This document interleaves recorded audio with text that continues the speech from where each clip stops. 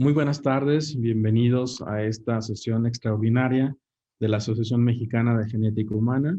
Estamos preocupados por la situación y la pandemia, cómo se han desarrollado, y consideramos que una nueva sesión como la que tendremos el día de hoy era necesaria para poder mantenernos actualizados y al corriente de la situación, cómo se desarrolla, para poder tener más experiencia y conocimiento en relación a esta pandemia. Es por eso que desde el mes pasado iniciamos con estos coloquios sobre COVID, este es el segundo, y el día de hoy me da mucho gusto presentarles la sesión con el tema SARS-CoV-2, del origen a la respuesta inmune, y esta sesión estará coordinada por la doctora Etala Beckman.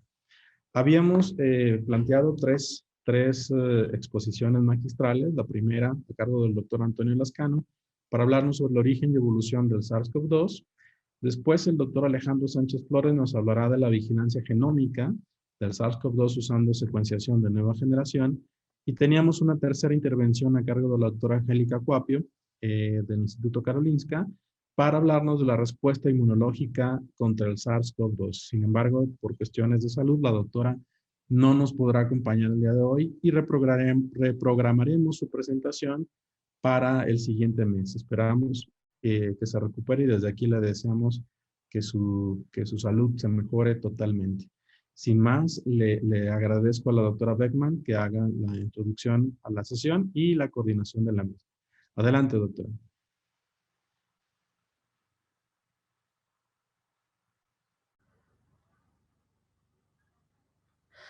Muy buenas tardes a todos. Muchas gracias por acompañarnos el día de hoy y muchísimas gracias a la Asociación Mexicana de Genética Humana por esta sesión extraordinaria que yo estoy seguro que será de mucho interés para todos los presentes, que titulamos SARS-CoV-2 del origen a la respuesta inmune.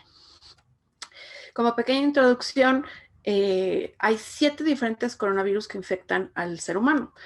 4 de estos son muy comunes que nos produzcan gripas y que no tengan cuadros severos, pero hay 3 de estos que son SARS-CoV, MERS-CoV y SARS-CoV-2, que son los que sí nos producen cuadros respiratorios severos, y ahorita hablaremos específicamente de SARS-CoV-2, que no solamente es respiratorio.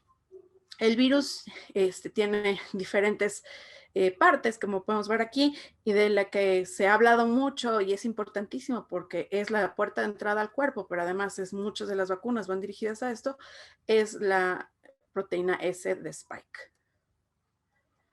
El virus como tal, el genoma del virus tiene 6 marcos abiertos de lectura. Y lo podemos dividir el genoma en 3 partes, ¿no? Los dos primeros tercios, que son los que están en el extremo 5', son el gen que va a codificar para replicar la replicasa y todo el concepto de la replicación, que le van a ayudar al virus a poderse replicar miles y miles de veces, pero que además tiene su mecanismo de reparación, lo que lo va a hacer un virus relativamente estable. Y el último tercio de este genoma codifica para 4 proteínas diferentes, como hablábamos de la proteína Spike, de la proteína M, proteína E y proteína N, que es de la nucleocápside. Además tiene otras proteínas un poco más pequeñas, como son las proteínas HE. Y aquí podemos ver un esquema entonces de este genoma, que es un virus de ARN. Esta imagen, que es impresionante, pues es esta parte molecular, pero vista ya. Entonces aquí podemos ver en verde, podemos ver miles y miles de virus de SARS-CoV-2. En rosa vemos una célula que está en apoptosis, ¿no? Entonces aquí es donde vemos que el virus entra y una vez que se replica sale y produciendo millones de copias. Esas millones de copias, como les decía, se van a unir a este receptor AC2. Este receptor AC2, ahorita lo leeremos, se expresa en muchísimos tejidos diferentes. Entonces, este virus no solamente nos va a causar, y eso son de las cosas nuevas que sabemos un año después, no nos va a causar un síndrome respiratorio, sino nos va a causar problemas cardiovasculares, pulmonares, en colon, en cerebro, en riñones, y también en el olfato, en las conjuntivas y en otros diferentes tejidos. Entonces, como podemos ver en esta imagen, es lo que les mencionaba, es qué tanto se expresa, y podemos ver que hay órganos donde está altamente expresado, como es en el colon, como es en los pulmones, pero prácticamente se está expresando en todos los tejidos. Hay un estudio que menciona que de 72 diferentes tejidos que estudiaron, encontraron en 71. Entonces, y esta expresión de AC2 es la que hace que tengamos tantos síntomas, tanto agudos como crónicos de esta infección de COVID-19. Entonces, y esto ha llevado esto a lo que llevamos hasta el día de hoy, que para la presentación va a ser un poco más, pero estamos hablando de ya de 137 millones de casos en todo el mundo y casi 3 millones de muertes. Entonces, pero no solamente son muertes lo que ha ocasionado, sino también ya sabemos hoy en día, que lo encontramos en este metaanálisis realizado, que 2 de cada 10 pacientes van a tener secuelas. Estas secuelas la más frecuente fue fatiga, pero también se presenta dolor de cabeza, pérdida de la audición, pérdida del cabello, agenesia, dolor en el pecho, problemas respiratorios, problemas prácticamente en todos los órganos, ¿no? Entonces, este virus prácticamente ha volteado al mundo por su gran mortalidad, pero también por las secuelas que deja. ¿Y qué es lo que sabemos que determina la severidad hasta este momento? Pues sabemos que hay factores clínicos que ya todos conocemos, como son la edad, el sexo y las comorbilidades, pero también hay factores mucho menos estudiados, que son los factores genéticos del hospedero, la respuesta inmunológica y factores virales. Interesantemente, uno de los factores genéticos que más se ha encontrado relacionado con su susceptibilidad y severidad, tanto protectores como de riesgo, son genes neandertales, ¿no? Entonces, estos son de los más estudiados y con más fuerza. Se han estudiado también otros factores genéticos como los propios polimorfismos en AC2 o en otros genes que también ayudan a entrar al virus. Pero pues pensando en esto es que tendremos el panel el día de hoy, que nos platicarán, que tenemos estos excelentes investigadores que nos platicarán entonces mucho más de este virus que ha cambiado nuestras vidas. Y pues bueno, para mí es un honor increíble y estoy muy emocionada de presentar este panel de lujo, que realmente no necesita presentación, pero pues por formalidad lo haremos. Entonces, primero tenemos al doctor Lascano, que nos presentará la plática Origen y Evolución de SARS-CoV-2. Él estudió la licenciatura y doctorado de Ciencias en la UNAM. Es egresado de la Facultad de Ciencias, en donde fundó el curso y el Laboratorio de Origen de la Vida. Ha estudiado durante más de 35 años el origen y la evolución temprana de la vida por medio de análisis de secuencias de genes y genomas. Es miembro del Colegio Nacional y además un gran divulgador de la ciencia. Y luego tendremos a continuación al doctor Alejandro Sánchez Flores, que nos dará la plática Vigilancia Genómica del SARS-CoV-2 usando secuenciación de nueva generación. Él es titular A de la UNAM, secretario de la Academia de Ciencias de Morelos y además es jefe de la Unidad de Secuenciación Masiva y Bioinformática del Instituto de Biotecnología de la UNAM. Entonces, los dejo con esto increíble, espero que disfruten esta sesión y nos vemos en la sesión de preguntas y respuestas.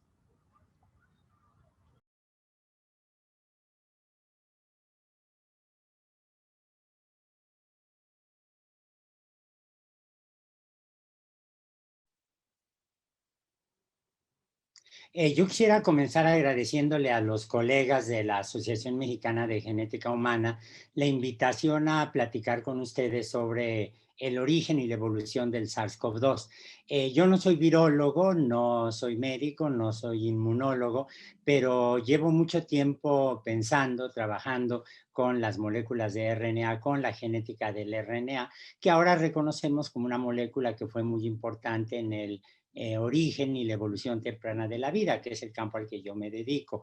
Entonces, lo que les voy a compartir el día de hoy, en realidad, son algunas ideas, algunos descubrimientos que hemos hecho en el laboratorio, algunos de los trabajos en los que estamos involucrados, la gente que forma el Laboratorio de Origen de la Vida de la Facultad de Ciencias, y por ello me permití agregar un subtítulo a lo que les había ayudado como título de la charla originalmente, que era Origen y Evolución del SARS-CoV-2, y decidí agregarle el subtítulo de Mutaciones, de lesiones y selección natural.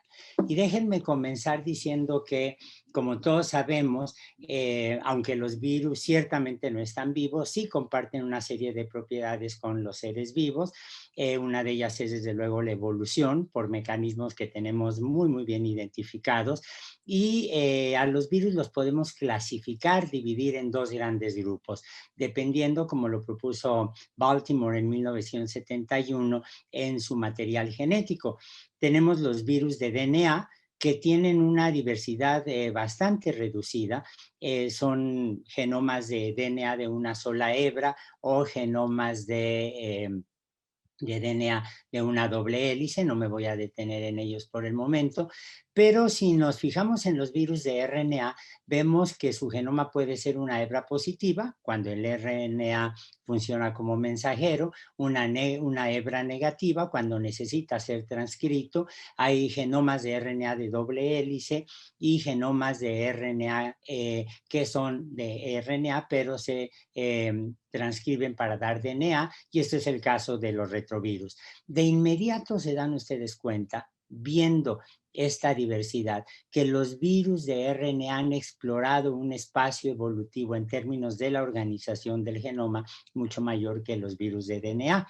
Ahora, aunque tenemos muchísimas dudas enormes sobre el origen tanto de los virus de RNA como el DNA, hay una propiedad que comparten todos los virus de RNA conocidos, absolutamente todos los que conocemos, y es el hecho de que se multiplican gracias a RNA polimerasas monoméricas que conocemos muy bien.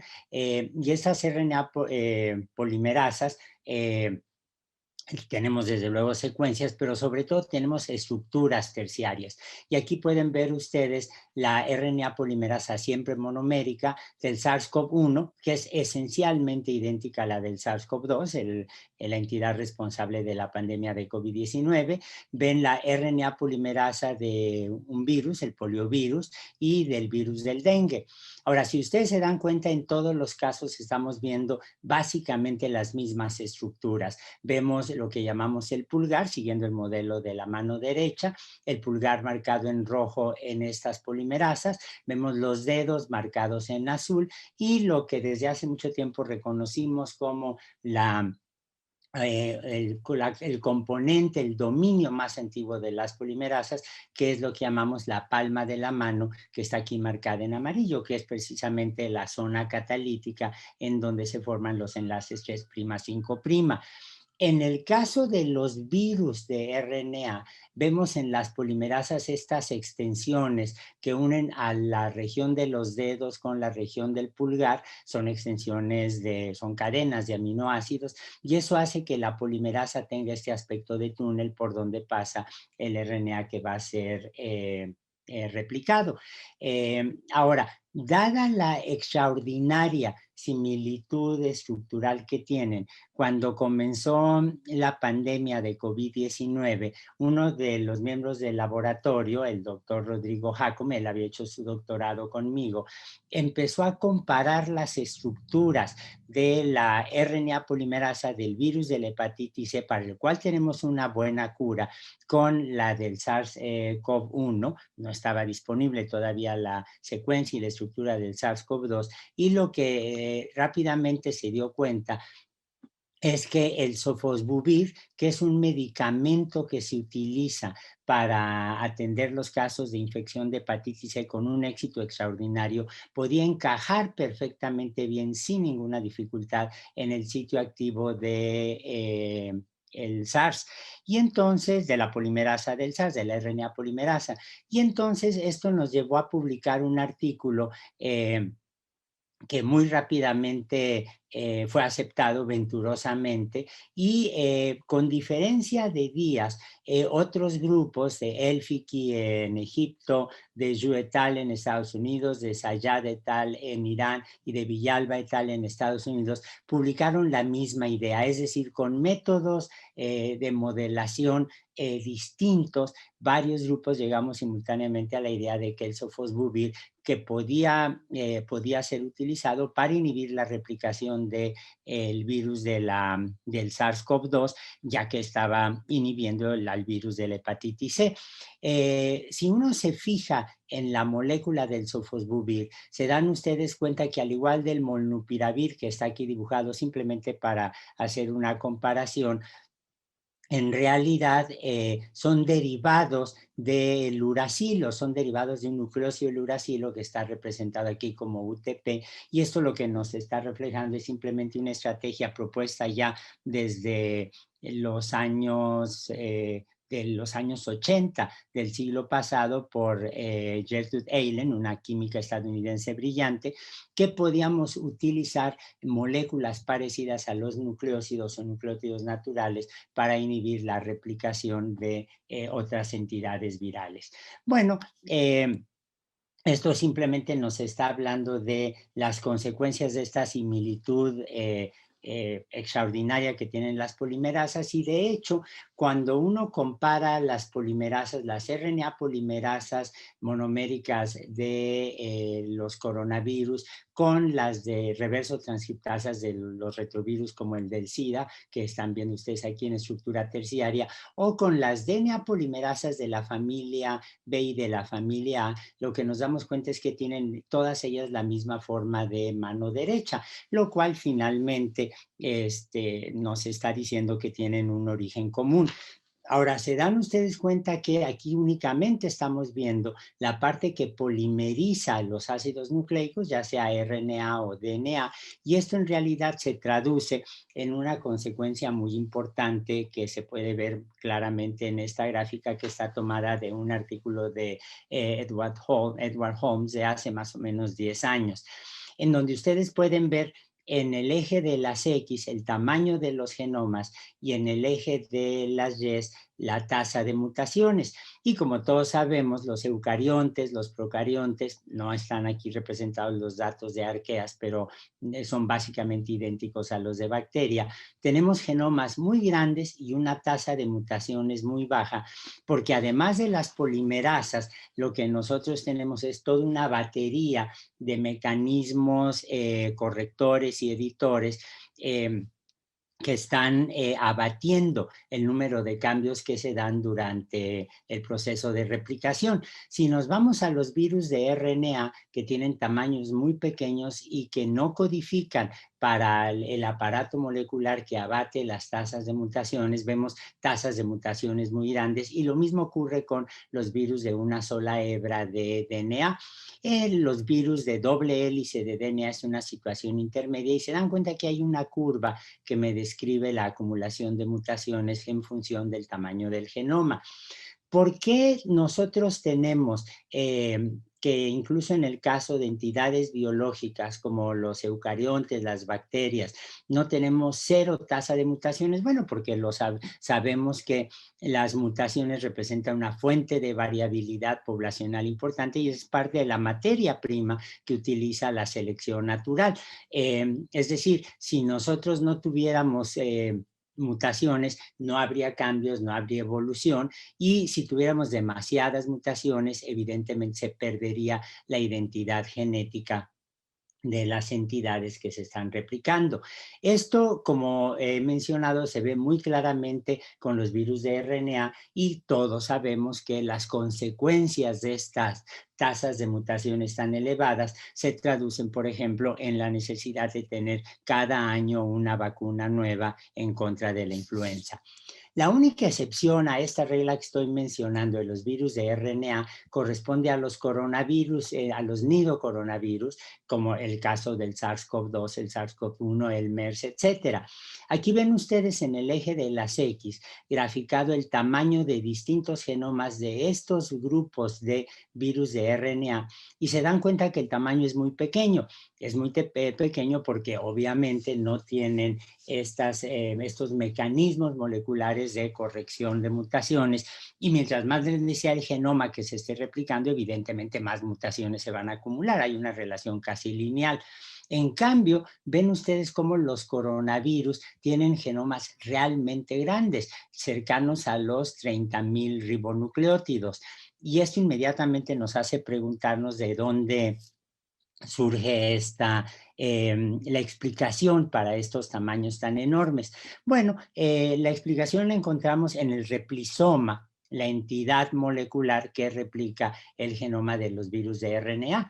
Aquí ven ustedes en este diagrama, hecho para el caso del SARS-CoV-1, cómo el virus del genoma de RNA del virus, que está representado aquí en gris, se está replicando por un conjunto de proteínas donde tenemos una serie de cofactores marcados de color verde en distinta intensidad, de color naranja.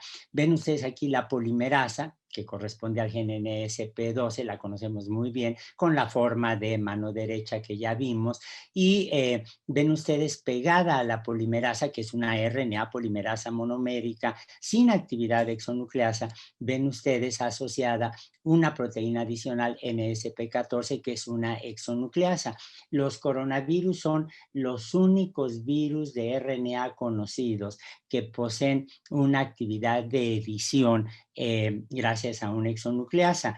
Y en el 2018, entró al laboratorio un estudiante de licenciatura, Adrián Cruz González, a hacer la tesis precisamente con Rodrigo Jácome, y de inmediato ambos sospecharon que esta exonucleasa tenía que ser parecida, como se había sugerido en la literatura, tenía que ser parecida a la exonucleasa de las DNA polimerasas, que ven ustedes aquí. No es muy claro, dada la complejidad de la DNA polimerasa 3 de Escherichia coli, que tenemos la forma de de mano derecha, pero sí alcanzan a ver muy claramente en color rojo lo que corresponde a la exonucleasa de la DNA polimerasa 3, en este caso de Escherichia coli. En el laboratorio tenemos muy desarrollada una técnica para hacer árboles evolutivos a partir de las estructuras terciarias, no solo a partir de estructuras primarias de secuencias de aminoácidos. Y entonces lo que hicieron Adrián Cruz González junto con su asesor Rodrigo Jácome fue comparar las estructuras terciarias que estaban disponibles ya en la literatura, las estructuras terciarias de la exonucleasa del SARS-1, que ven ustedes aquí en color verde, y las enzimaron con la exonucleasa de Escherichia coli, de la DNA polimerasa 3, y se dan cuenta que son homólogas. Esto nos pareció extraordinariamente atractivo, entonces todo el laboratorio se volcó, dada ya la urgencia con la epidemia, a colaborar con ellos. El resultado fue un artículo que publicamos hace un par de meses en PLOS ONE, ahí lo pueden acceder, y de hecho allí reportamos cómo, por ejemplo, si uno se fija en el dominio exonucleasa de Escherichia coli y lo compara con el virus también de RNA de los Lassa virus, con las del fago T7 y con las del SARS-CoV-1 y CoV-2, ya cuando tuvimos la estructura terciaria disponible, y se dan cuenta que son estructuras homólogas, tienen un mismo origen. Como les he mencionado, en el laboratorio desarrollamos esa técnica para hacer árboles evolutivos de estructuras terciarias, lo cual es útil cuando tiene uno entidades de RNA que están evolucionando con una gran rapidez. Y aquí pueden ver ustedes cuál fue el resultado de esta investigación. Nos dimos cuenta en este árbol donde ven estructuras terciarias de exonucleasas, nos dimos cuenta que los virus de DNA tienen la exonucleasa que robaron de una célula, y en este caso la exonucleasa está editando, está corrigiendo los errores puntuales que se comete por la DNA polimerasa cuando está replicando DNA. Ven ustedes aquí el dominio de la exonucleasa en un virus de RNA con RNA negativo de una sola hebra, que son los arenavirus, y en este caso no funciona como una molécula de edición, sino que está destruyendo, hidrolizando moléculas de RNA que tienen que ver con la respuesta inmune. Pero ven ustedes aquí a los coronavirus que claramente se robaron la exonucleasa de células también, pero en este caso vemos un genoma de RNA de signo positivo, es decir, funcionaba como un RNA mensajero.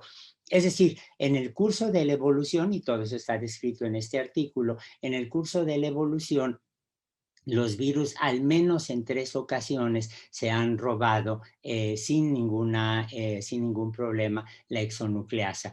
Bueno, ¿esto en qué se traduce en términos médicos, en términos epidemiológicos? En que si yo me fijo en la diversidad en términos de secuencia de las poblaciones de virus de RNA, voy a ver una enorme diversidad, mientras que el SARS-CoV-2, las poblaciones de SARS-CoV-2 tienen una diversidad muy limitada gracias a la presencia de la exonucleasa. Esto tiene consecuencias epidemiológicas muy importantes, porque si yo desarrollo una vacuna en contra de un virus de RNA, digamos de la influenza o de la hepatitis C, que no existe la vacuna, o del SIDA, para el cual tampoco tenemos vacuna, y yo voy a tener el problema de la enorme diversidad de la población y las secuencias que están en los extremos de este histograma se van a escapar a la acción de esa vacuna, los efectos de esa vacuna. Si tengo antivirales, pues van a funcionar básicamente para la mayor parte de los virus de esa población, pero no para los que están en los extremos. Y entonces aquí tengo el problema de el escape inmunológico, el escape terapéutico, etcétera. Para los virus del SARS-CoV-2 no, son virus de RNA, pero la presencia de la exonucleasa los hace ser extraordinariamente coherentes en términos de la diversidad poblacional. ¿Esto en qué se traduce? Bueno, la diversidad genómica tan limitada que estamos viendo en las poblaciones de SARS-CoV-2 se puede explicar en parte porque es un virus de aparición muy reciente y porque no provoca una infección crónica. Es decir, el virus se transmite más rápidamente de lo que muta.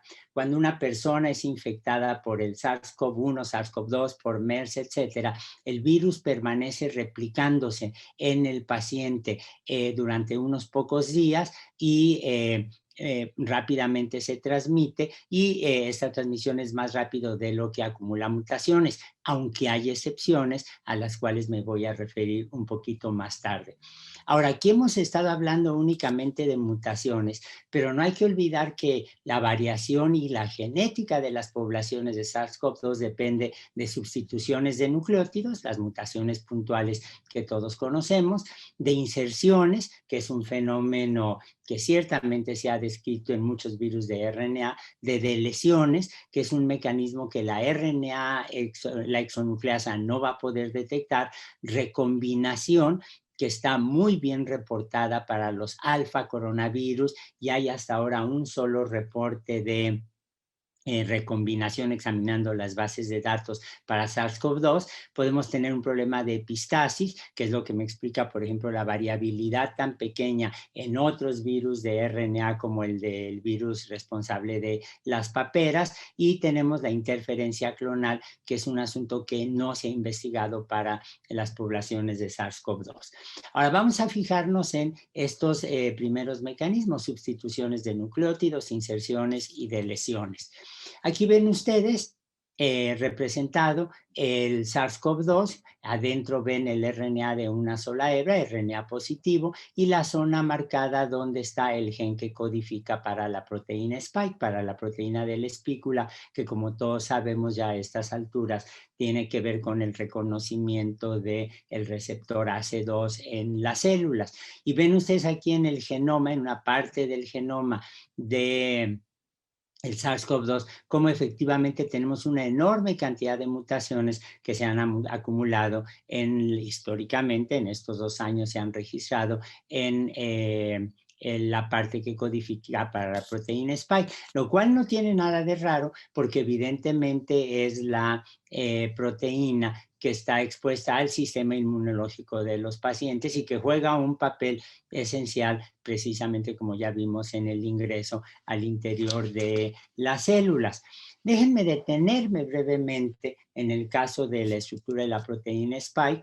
Aquí ven ustedes a la proteína insertada en la bicapa lipídica de la membrana que envuelve al virus y que sabemos que roban de las células. Aquí ven ustedes la estructura únicamente de la cadena polipeptídica de la proteína spike, pero en realidad, como todos sabemos, muchos de estos aminoácidos están glicosilados, tienen azúcares pegados, asociados covalentemente, que son un mecanismo de evasión y reconocimiento inmunológico extraordinariamente importante.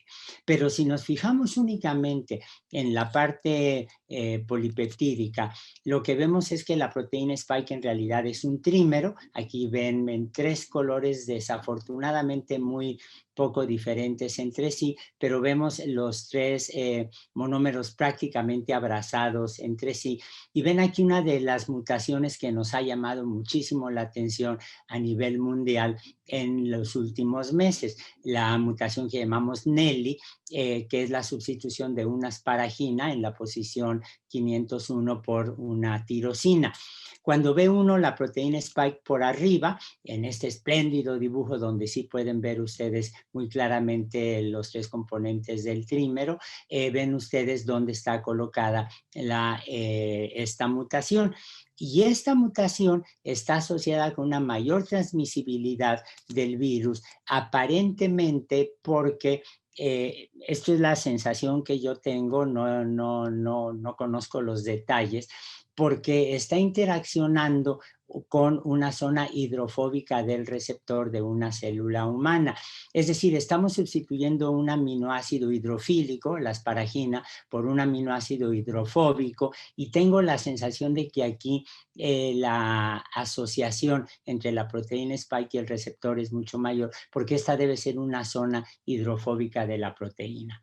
Ahora, aquí estoy hablando solo de una de las mutaciones, la mutación Nelly, pero todos ustedes saben que en los últimos meses han llamado muchísimo la atención, han despertado una enorme preocupación las variantes que conocemos, no son cepas formales todavía. Uno es la B117, que fue reportada por primera vez en Kent, en el condado de Kent, en el Reino Unido.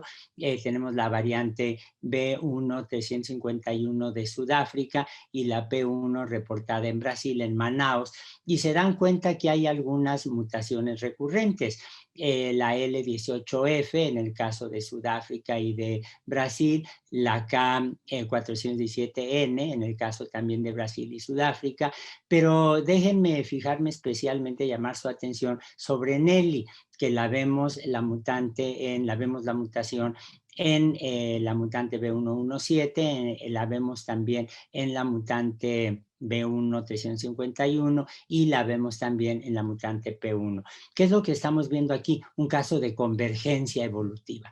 Aquí estamos viendo cómo la mutación claramente le da una ventaja adaptativa a estas variantes y es una mutante que se ha repetido una y otra vez y que seguramente debe tener una mayor distribución.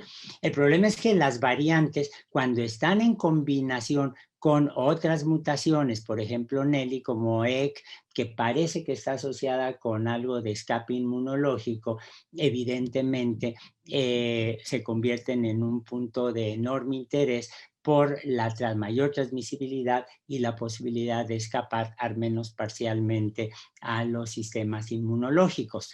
Ahora, he mencionado que hay una serie de excepciones, aquí estamos hablando de mutaciones puntuales y vamos a ver las excepciones.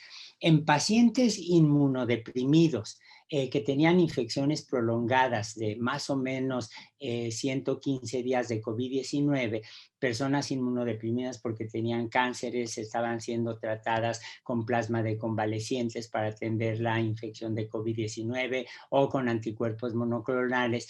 Se detectó, solo tenemos que 5 casos estudiados, se detectó que en 4 de 5 pacientes había estas lesiones.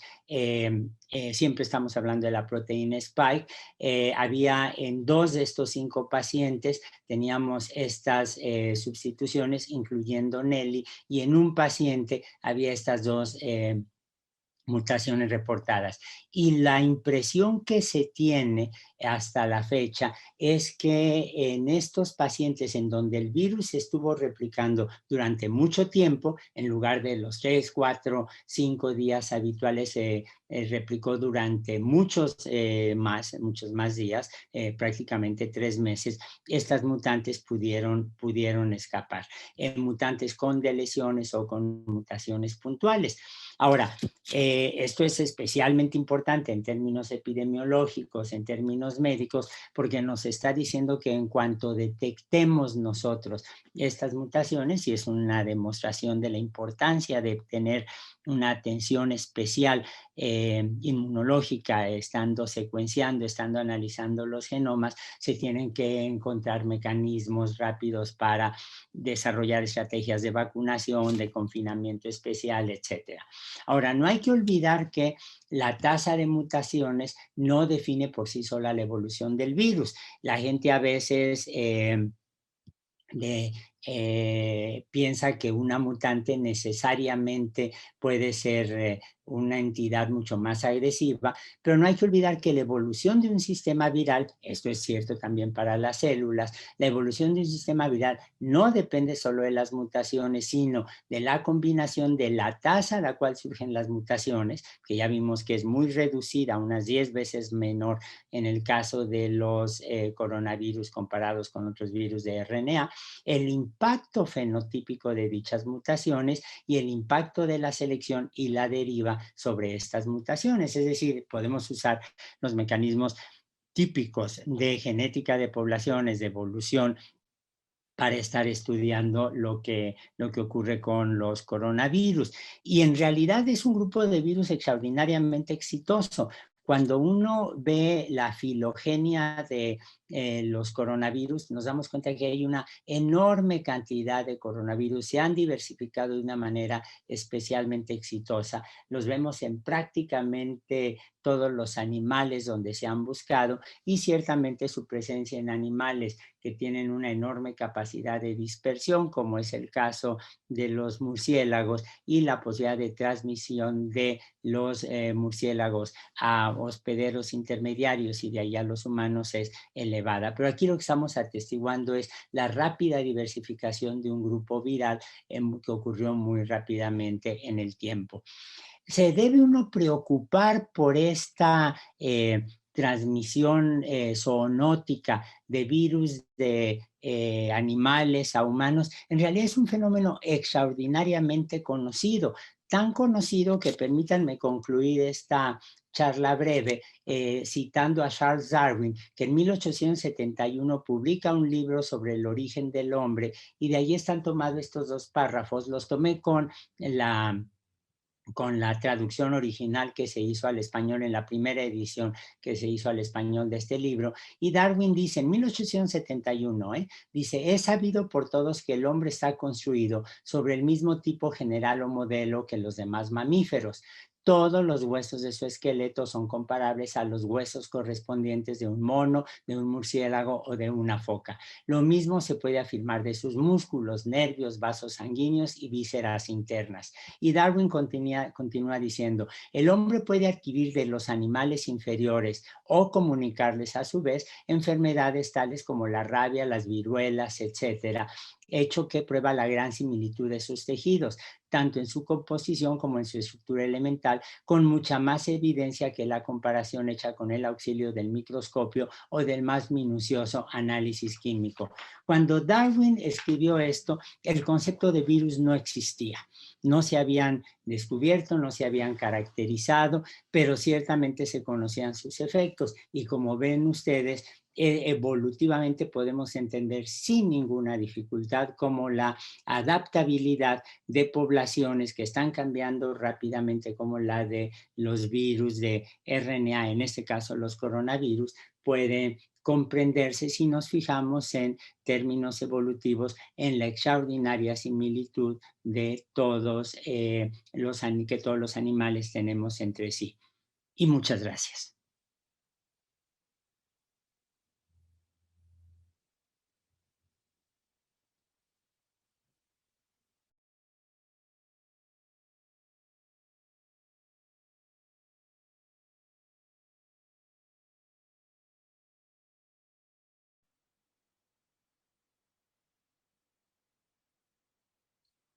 Muy buenas tardes a todos. Muchas gracias por la invitación y el día de hoy les voy a presentar un trabajo que hemos estado realizando en colaboración con varias instituciones y que he titulado Vigilancia genómica del SARS-CoV-2 usando NGS.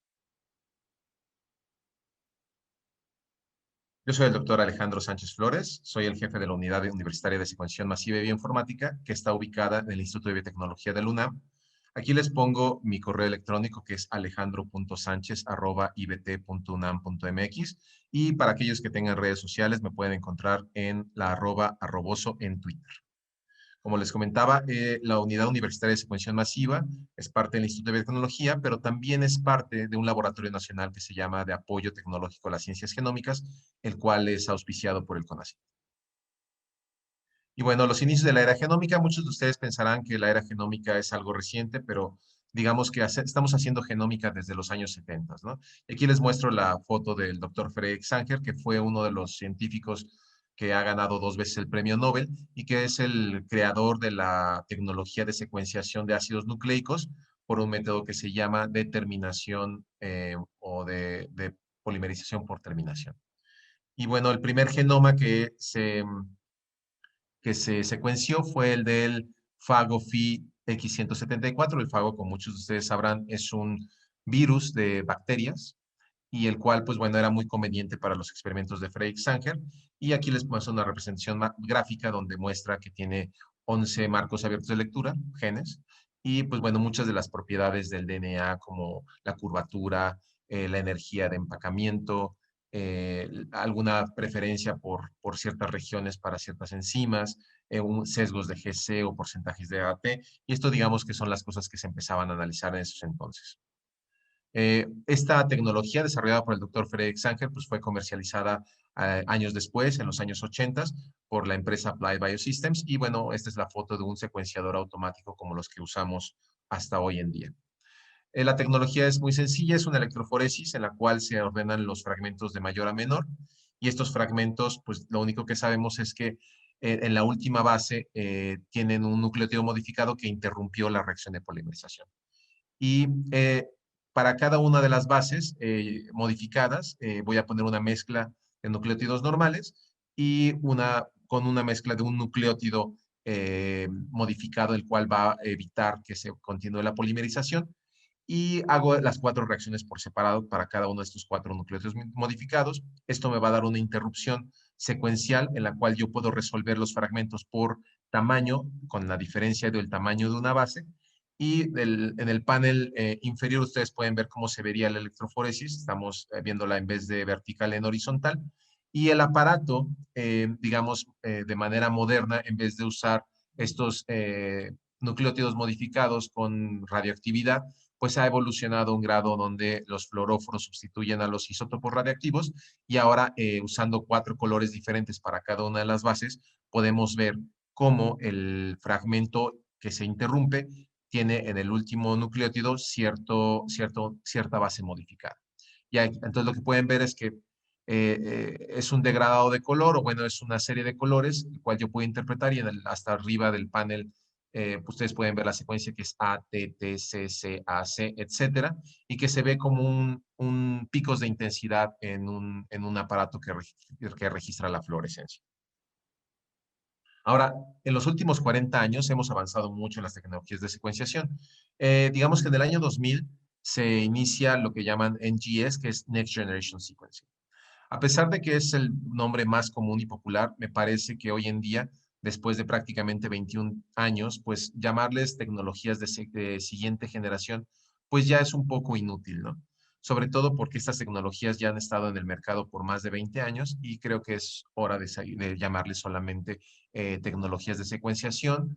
Y bueno, en el año 2000 empieza la primera tecnología que de hecho ya está obsoletizada y se le conoció como 454. La pongo aquí para que tengamos una referencia que fue, digamos, la innovación del momento y que realmente sí cambió el paradigma de secuenciación, ¿no? Después vinieron otras tecnologías como la secuenciación de Illumina, la tecnología de Oxford Nanopore, y que a continuación veremos. Y existen otras tecnologías que han pasado a lo largo de los años, algunas no han tenido éxito y muchas otras seguimos usándolas, tanto como la secuenciación Sanger.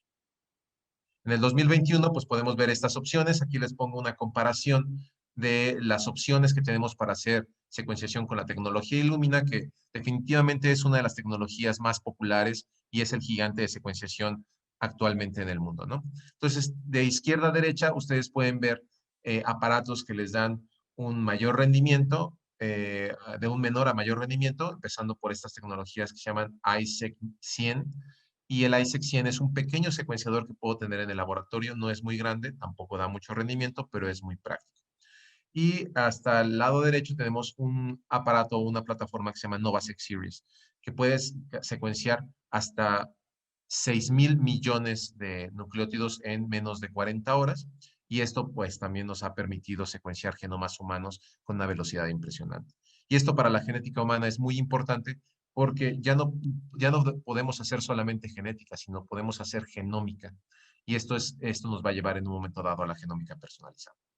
Ahora, la parte de abajo vemos la otra tecnología que es la de Oxford Nano. Por esta tecnología, de manera muy resumida, involucra la secuenciación del ADN simplemente por el cambio de voltaje que genera el paso de la hebra de DNA por un poro proteico que se encuentra embebido en una membrana. Entonces, sobre la membrana se mide el cambio de voltaje y este cambio de voltaje nos reporta cuáles son los nucleótidos que están pasando de tal manera que los podamos identificar. Esto se hace de una manera muy rápida y en tiempo real y aparte se hace para una sola molécula. Y esta es la gran ventaja de estas tecnologías que también se les llama de tercera generación en comparación de la de Illumina que se le llama de segunda generación. Las de tercera generación pueden hacer la secuencia sobre una sola molécula y en tiempo real. Desgraciadamente, estas secuencias, pues la ventaja que tienen o la desventaja que tienen es que dan muy poco rendimiento, pero la gran ventaja que tienen es que la longitud de las secuencias que determinan es muy, muy larga, ¿no? En comparación que la tecnología de Illumina, que tenemos secuencias muy cortas. Ahora, estas dos plataformas, pues son posiblemente las más comunes y son las que tenemos disponibles en la unidad que yo dirijo. También tenemos disponibles estas dos tecnologías que nos sirven para secuenciar pequeños genomas como bacterias, virus, que son muy, muy útiles, o también algunos genes o paneles de genes que son ya dirigidos hacia buscar ciertas cosas como mutaciones. Ahora, la otra parte importante a la que me dedico es la bioinformática y bueno, de manera muy rápida y general, pues la bioinformática es la unión de muchas disciplinas, como pueden ser la biología, ciencias de la computación y la estadística, ¿no? Y se pueden tener diferentes combinaciones de cada una de estas tres ciencias, pero creo que de manera muy esquemática la bioinformática resume estas o conjunta estas y también muchas otras. Ahora, vamos a hablar un poco de la vigilancia genómica del virus de SARS-CoV-2. Para esto, pues, es imposible no hablar de los números que se tienen hoy en día. Hoy, al momento de hacer esta grabación, estamos con un registro de más de 2 millones de casos activos, casi 2.300.000 casos, de los cuales ya llegamos al número alarmante de más de 200,000 muertes, ¿no? En otro rubro, en cuanto a las vacunas, que es una herramienta importante para tratar de erradicar esta pandemia, solamente tenemos 11 millones de dosis administradas para un total de 2.200.000 personas completamente vacunadas. Esto representa el 1.8% de la población y hay que recordar que para el virus de SARS-CoV-2 lo deseable es tener al 80% de la población vacunada. Ahora, hablando un poco de las características del virus, pues bueno, aquí ponemos un esquema de lo que sería su genoma. El genoma del virus consiste de 30,000 bases, dividido en diferentes marcos abiertos de lectura. Estos marcos abiertos de lectura, si ven del lado derecho, a partir de la proteína S es donde se encuentran la mayoría de las proteínas estructurales. En particular podrán ver en verde la proteína del spike o la proteína espiga. Esta proteína espiga es la que utiliza el virus como llave para entrar a las células vía el receptor de la angiotensina 2. Y bueno, esta precisamente es una de las regiones del virus que se buscan, por ejemplo, cuando se hace diagnóstico y que se hacen oligonucleótidos especiales para hacer primers para la reacción de polimerización y poder detectar si está presente el virus en una muestra. Se usan otras regiones también. Y finalmente, con esto gracias a la información genómica, fue posible diseñar estos primers y poder hacer métodos de diagnóstico como los que tenemos por PCR cuantitativo. Ahora, finalmente, como podrán ver, muchos de estos transcritos están codificados, están polialanilados y son los que van a secuestrar la maquinaria celular para poder hacer más partículas virales y que el virus siga replicándose. El genoma del virus, pues finalmente codifica para lo que es la partícula viral y su información genética. Y aquí simplemente les pongo un esquema donde se puede observar el empacamiento de la hebra sencilla de RNA que conforma el genoma del virus, la proteína de la espícula y algunas otras proteínas estructurales como la proteína E, que es de la envoltura, la proteína M, que es de las nucleocápsides, y finalmente M y N son otras proteínas estructurales, aunque no se ha hecho ahorita vacunas que se dirijan específicamente a ellas. Ahora, ¿por qué hay que vigilar al virus? El virus, como cualquier organismo, tiene una tasa de mutación que, aunque no es muy alta, esas mutaciones a final de cuentas van a llevarlos a encontrar adaptaciones que podrían conferir una ventaja. Y las mutaciones no tienen ninguna intención. Las mutaciones podrían llevar a la extinción del virus o bien a llevarlo a encontrar soluciones que le confieran ventajas como una mayor transmisibilidad o encontrar otros hospederos. Entonces, por ejemplo, aquí del lado izquierdo pueden ver ¿cómo se llama? Un diagrama de la proteína Spike y cómo muchas de estas mutaciones le confieren propiedades, por ejemplo, de infectar a otros vertebrados o tener ciertos efectos sobre el hospedero, que en este caso es el ser humano, y que le permite reproducirse a una mayor velocidad o obtener una mayor afinidad con el receptor de la angiotensina, ¿no? Entonces, es importante tener vigiladas estas mutaciones precisamente por estas adaptaciones que puede tener el virus y que definitivamente pueden tener un efecto perjudicial para nosotros, ¿no? Ahora, dentro de estas variantes, por ejemplo, se tienen ya localizadas o se han observado en otras partes del mundo al menos 3 variantes que se le llaman variantes de preocupación. Estas variantes de preocupación difieren ya de la primera que se encontró en China. De hecho, este cambio, esta mutación que fue en la posición 614 de la proteína de la espiga, fue un cambio de aspartico por glicina. Y este incluso no es una mutación que se encontraba en el virus que se encontró en 2019 en diciembre, sino que poco a poco se fue adaptando y con el tiempo se fue esparciendo a lo largo del mundo, ¿no?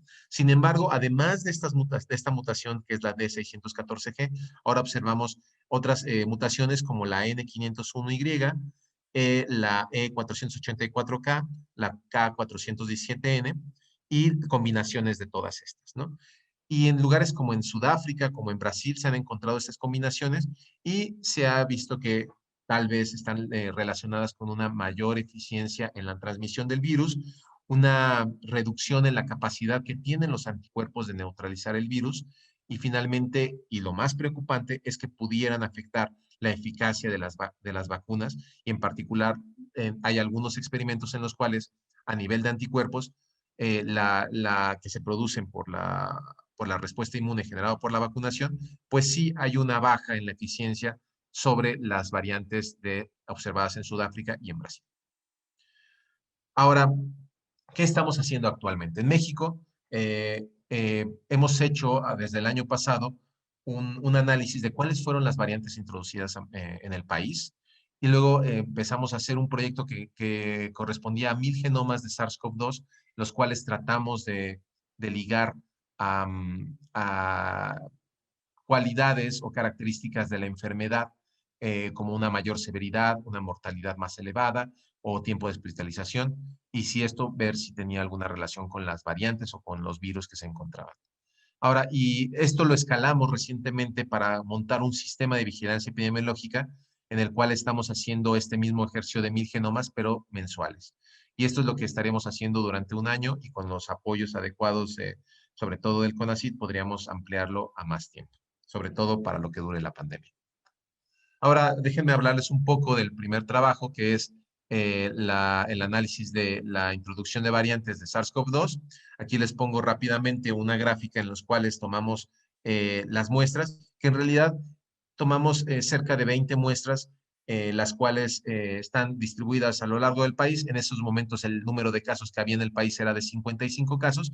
Sin embargo, como pueden ver en la gráfica, pues los casos se fueron, después de esa fecha, incrementando exponencialmente. Y bueno, ¿qué fue lo que encontramos? Que encontramos que había dos clados en particular en los cuales podríamos dividir el tipo de variantes que se introdujeron.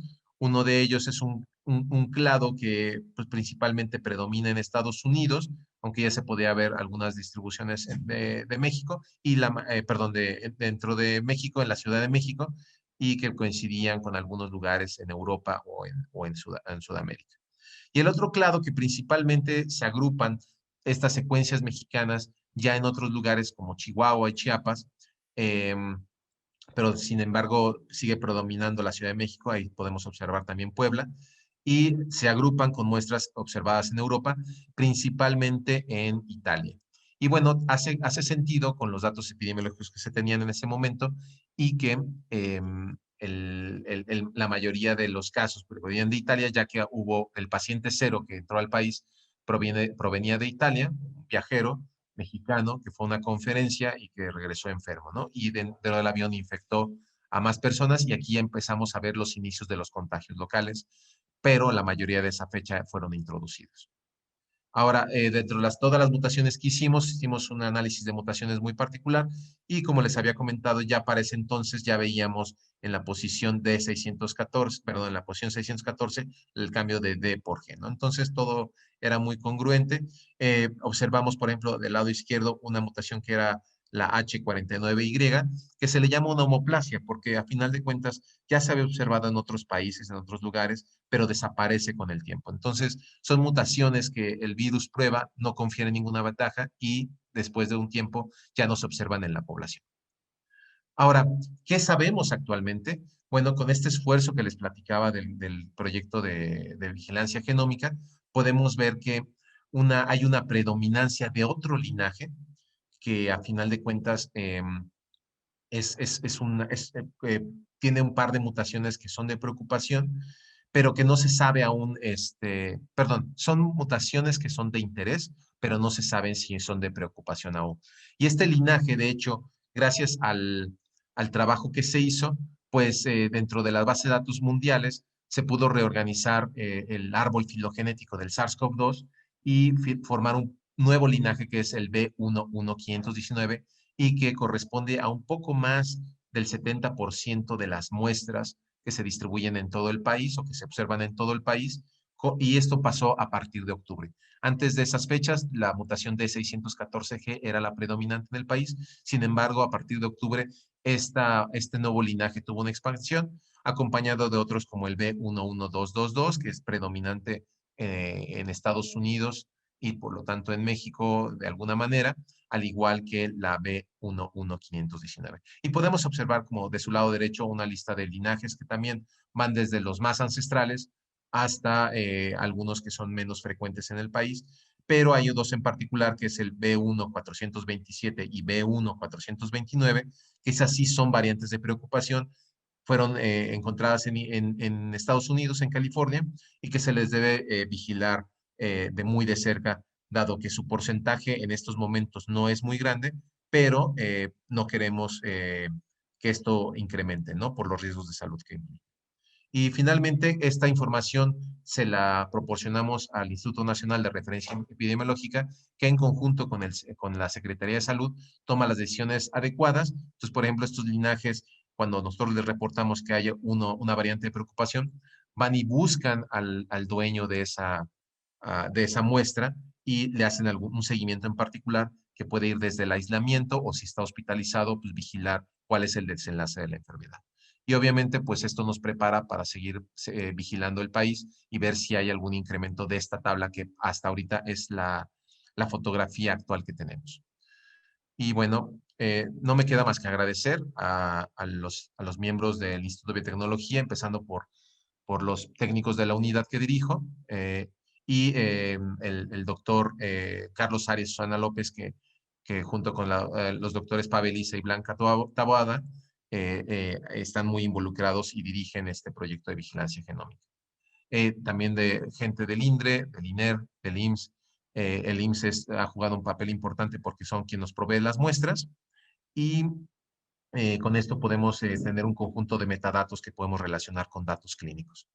Finalmente, les agradezco a todos ustedes por su atención y estoy deseoso de escuchar cualquier pregunta. Gracias.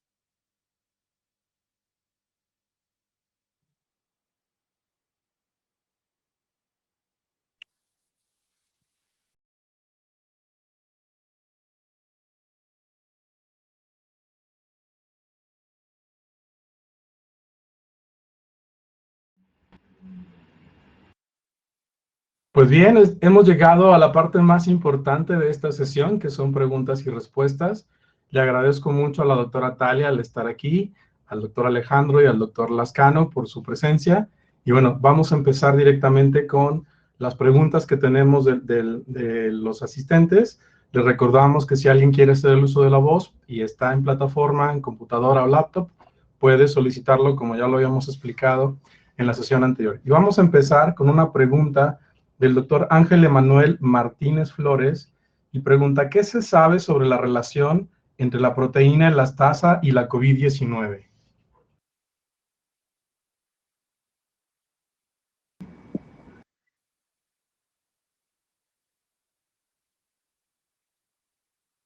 Yo creo que esa es pregunta para el doctor Lascano. Yo no he escuchado nada.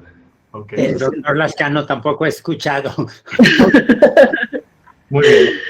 Si no, nos vamos a la siguiente pregunta y prometemos revisar y contestar más adelante. Julieta Castillo Cadena, agradeceré pueda ampliar el concepto sobre los virus de RNA de doble cadena.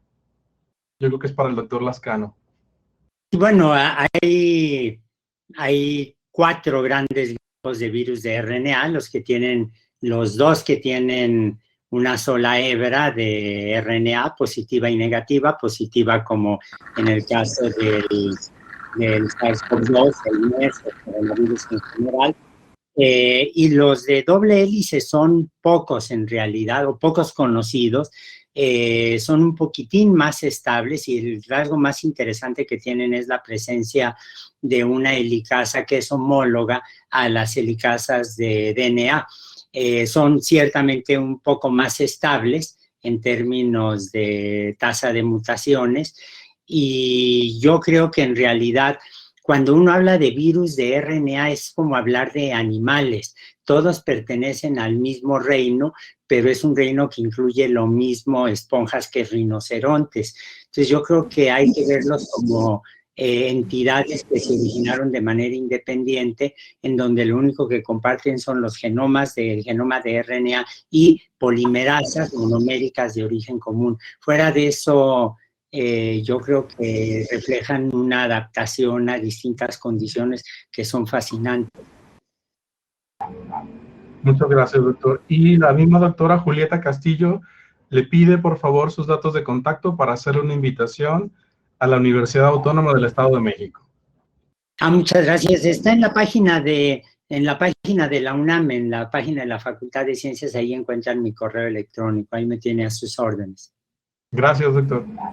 Armando Ernesto Sánchez Romero pregunta: ¿en qué momento la acumulación de variantes se puede considerar para hablar de una nueva cepa? Pues si quieren, esa la puedo tomar yo. ¿Sí? Más que nada, más que un número que se acumule, es el fitness o las capacidades que le den esas variantes al virus, ¿no? Entonces, la acumulación de variantes, por ejemplo, puede llegar a que el virus se extinga, o sea, que finalmente pierda funcionalidad y por lo tanto sea más fácilmente eliminable o su transmisión se afecte, pero de otra manera también, o sea, podría verse, ¿cómo se llama?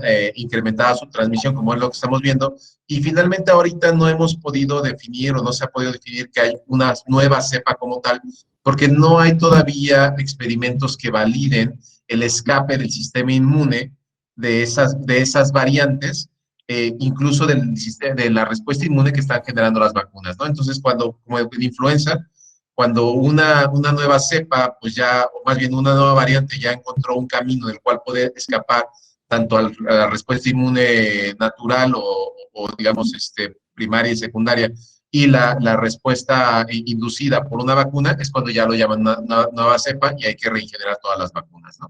Pero básicamente es esta capacidad que tiene, donde gana capacidades como que tienen que ver con la transmisión, su capacidad de reproducirse o replicarse y escapar del sistema inmune. En ese momento se le define como una cepa. ¿Se sabe cuántas cepas existen ahorita sobre este coronavirus, doctor?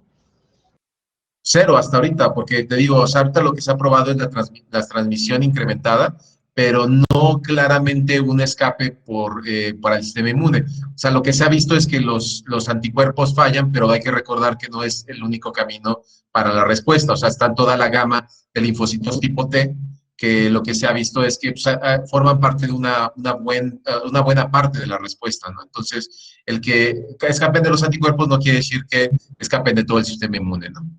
Muy bien, gracias. Doctora Beckman, ¿qué nos puede ampliar sobre los genes neandertal y la relación con el desarrollo de la COVID? Bueno, esta parte es muy interesante porque fue el primer estudio serio, bueno, los 3 estudios han sido del mismo grupo y han salido en Nature, entonces vale la pena. Y hay ciertos genes que nos van a dar riesgo y otros genes en otros cromosomas que nos dan protección, ¿no? Entonces se ha encontrado que tanta riesgo como protección los estamos adquiriendo de estos genes. Bueno, pues es interesante porque justamente es parte de la evolución, ¿no? De que justamente ahí el doctor obviamente Lascano nos puede platicar más de esta parte de evolución, pero es como probablemente estamos hoy vivos los que sobrevivimos a otras infecciones a través de la evolución, ¿no? Entonces tiene algo de lógica esta parte de pensar que sobre todo los de protección, ¿no? Que estamos hoy en día como especie por la protección que escapamos tanto de infecciones virales, bacterianas y demás, pero se vuelve más interesante el que nos da riesgo, ¿no? Porque ahí sería, y nos da riesgo probablemente porque es un nuevo virus que, bueno, nunca había enfrentado. Entonces, pero bueno, están interesantes los 3, les digo, hasta ahora solo ha sido este grupo y todas las publicaciones están en Nature, entonces, están muy interesantes. Gracias, doctora. Hay una felicitación de Arturo García Villaseñor. Como siempre es una delicia escuchar al doctor Lascano por la claridad y dominio que explica con una gran facilidad extraordinaria. Julieta Castillo, ¿cómo se modifica el cuadro clínico con las diferentes mutaciones?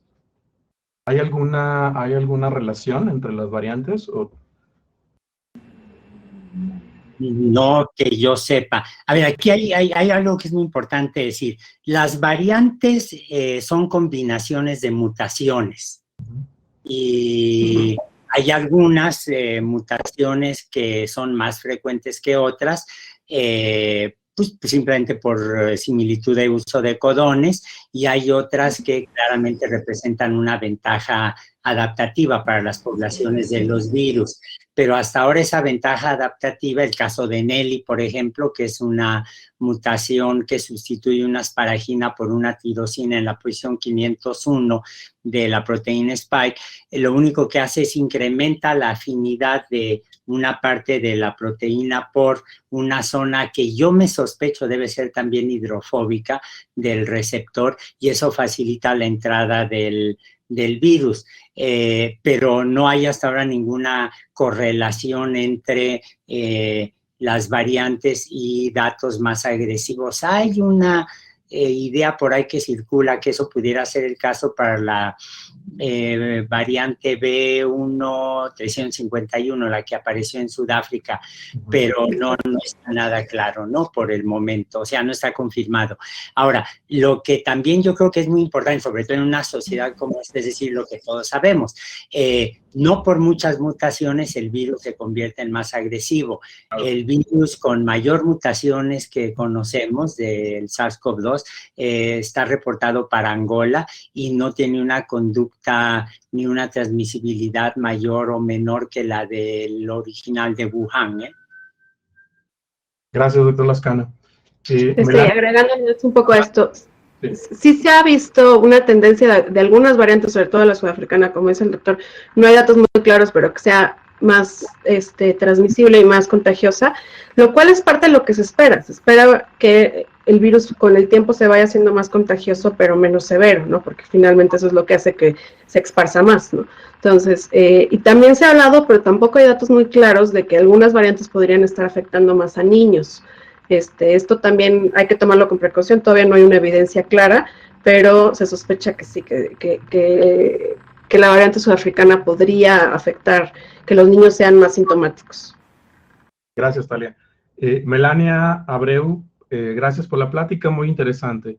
¿Cuál sería el número de muestras que bajo estos hallazgos deberíamos estar analizando semanalmente para una vigilancia epidemiológica similar a lo que realiza Sudáfrica? Creo que es una pregunta para el doctor Alejandro. Sí, de hecho, nosotros cuando empezamos ¿cómo se llama? El programa, o a idearlo, finalmente justo nos referimos a ese paper, que ellos empezaron a secuenciar como 500 muestras al mes, ¿no? O sea, más o menos unas 100, 125 por semana, y con esto pues, pudieron detectar esta variante que estaba, ¿cómo se llama? Incrementando. Y fue lo mismo que nos ha pasado hasta ahorita. O sea, ahorita, por ejemplo, si ustedes van a GSAID, hay depositados muchos, ¿cómo se llama? Muchos genomas ya hay más de 2,000 genomas de México. Y con esto nos dimos cuenta que desde octubre, por ejemplo, el linaje, el B.1.519, se ha expandido fuertemente en el país, ¿no? Y finalmente ahorita, pues sí, les puedo adelantar un poco que ya se empiezan a ver de las variantes, tanto de interés y de preocupación que se ven en otros lados del mundo, ¿no? Como la P1, la P2, pero las que se observaron en California, pero no en una gran frecuencia hasta ahorita, ¿no? Y cabe mencionar que también, esto es un detalle técnico que la gente a lo mejor no considera, pero sí nosotros lo tenemos que considerar, es que actualmente la mayoría de los diagnósticos que se están haciendo por antígeno.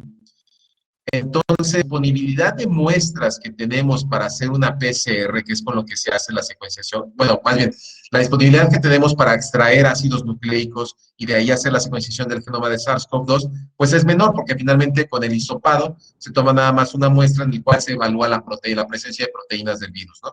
Y no tenemos necesariamente para todos los pacientes diagnosticados como positivos una muestra de la cual podamos extraer ácidos nucleicos y hacer la vigilancia genómica, ¿no? Entonces, estas son estas cosas que resolvemos un poco al vuelo, como dirían, pues esto es como cambiarle el motor a un avión en pleno vuelo transatlántico y tenemos que adaptarnos y ajustarnos conforme van sucediendo las cosas. Gracias. Complementando, hay una pregunta de Sara Frías Vázquez, donde quiere saber si tienen alguna idea del por qué el linaje del B.1.1.519 es tan frecuente en la población mexicana.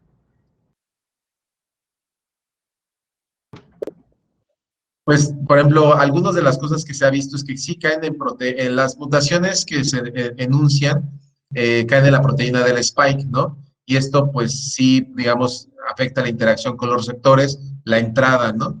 Pero no sé, por ejemplo, el doctor Lascano, no sé si tenga algún dato más, porque de hecho tenemos un grupo de evolución molecular que estamos por ahí en Slack, pero finalmente lo único que se ha observado es eso, que desde octubre se empezó a expandir mucho y de hecho ya había una frecuencia alta antes, pero como que se apagó. Lo que no recuerdo, estábamos revisando si a principios del año pasado, por ejemplo, como estas fechas, esas ya tenían todas las mutaciones que tiene este nuevo linaje ahora, ¿no? Entonces, a veces el linaje pues depende mucho de ciertas mutaciones que hace que se acomoden juntas, pero no necesariamente todas comparten el mismo, o sea, exactamente el mismo set. Entonces, algunas de esas pueden ser diferenciales y eso es lo que yo creo que todavía no sabemos. No sé si quiera ampliar el comentario, doctor Lascano. Bueno, hay una posibilidad que podríamos deducir andando el tiempo, y no se requiere demasiados meses, sino semanas, que estemos viendo casos de interferencia clonal, que serían típicos para poblaciones asexuales, como en este caso, en donde lo que tengamos sea una especie de efecto fundador que se amplifica y que va desplazando una clona sobre otras. Esto está descrito teóricamente por Hermann Müller desde los años 30, una cosa así, y es un fenómeno que en este caso particular no se ha analizado. Muy bien, gracias, doctores. Hay felicitaciones y Georgina Arteaga, felicidades al doctor Sánchez Flores por su excelente trabajo en equipo para realizar investigación translacional. Armando Ernesto Sánchez Romero, gracias por su ponencia. ¿Por qué denominan variantes de preocupación a B1 427 y 429? ¿Tienen datos del cuadro clínico? ¿Se sabe en qué regiones geográficas de nuestro país se encuentra? Pues mira, o sea, se le determina porque a final de cuentas se empezaron a ver más en California e incrementaron los casos de hospitalización grave, ¿no?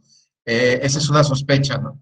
Y también esta capacidad de reproducirse más rápido o de mayor transmisión. Y obviamente aquí uno de los estados que es más afectado es Baja California. Baja California pues es como un poco obvio por toda la gente que pasa a la frontera, ¿no? Y es de veras, eso lo hemos discutido mucho. Es muy difícil, ¿no? O sea, nosotros entregamos los reportes y a final de cuentas, pues la toma de decisiones no depende de nosotros, ¿no? Pero también, o sea, no sé si tanto al gobierno federal como estatal, pues decir, corto el flujo de migrantes diario, que finalmente no sé cuál sea la población que va y viene a Estados Unidos a trabajar, pero pues de Tijuana simplemente no sé cuántas personas cruzan. Y es muy difícil, ¿no? O sea, incluso en algún momento dado habíamos dicho que los cercos sanitarios en los aeropuertos eran necesarios, pero realmente el problema es las fronteras a pie o las fronteras terrestre, ¿no? Vía terrestre, ¿no? Entonces, sí es un problema epidemiológico fuerte porque no podemos detener la migración que se lleva dando no solamente entre un país y en otro, sino dentro del país, ¿no? Y lo podemos ver como ahorita lo que pasó en Semana Santa, ¿no? Por más que se le ha dicho a la gente no salgan a vacacionar, pues estuvieron abarrotados muchas de las playas, ¿no? Ahora me parece curioso que todavía no sé si estamos todavía esperando este repunte de la tercera ola, pero también otra cosa es que me llama la atención que no están haciendo más pruebas, entonces hay muchas cosas que yo todavía no entiendo, pero sí, concretamente esto nos preocupa porque sí ya hay ciertas evidencias de la transmisión, de cierta severidad que está relacionada, y finalmente porque en el país se puede expandir por esta cercanía en la frontera. Perdón, si pudiera agregar algo a lo que dice Alejandro, que es una explicación espléndida, está el problema de la frontera sur.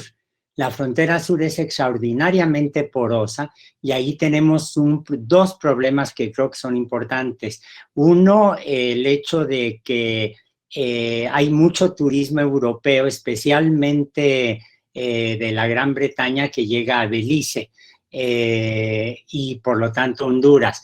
Y el segundo problema es de carácter social y es que por un manejo completamente inadecuado de los gobiernos locales, del gobierno federal, no se ha atendido al rechazo que la población de la zona está teniendo contra los inmigrantes, lo cual me parece un acto de racismo absolutamente pavoroso. Y una vez que se excluye a un grupo social, evidentemente sabemos históricamente que son los grupos en donde se van a concentrar infecciones, enfermedades, etcétera. Las capacidades de atención hospitalaria médica en el sureste de México son aterradoramente bajas. Entonces, allí hay esa mezcla de problemas sociales, epidemiológicos, médicos, que a mí me preocupan muchísimo, ¿no? Gracias, doctor Lascano. Hay una pregunta de Arturo García Villaseñor. ¿Podría disponerse de criterios predictivos con los datos que compartieron hoy respecto al efecto de las vacunas vigentes?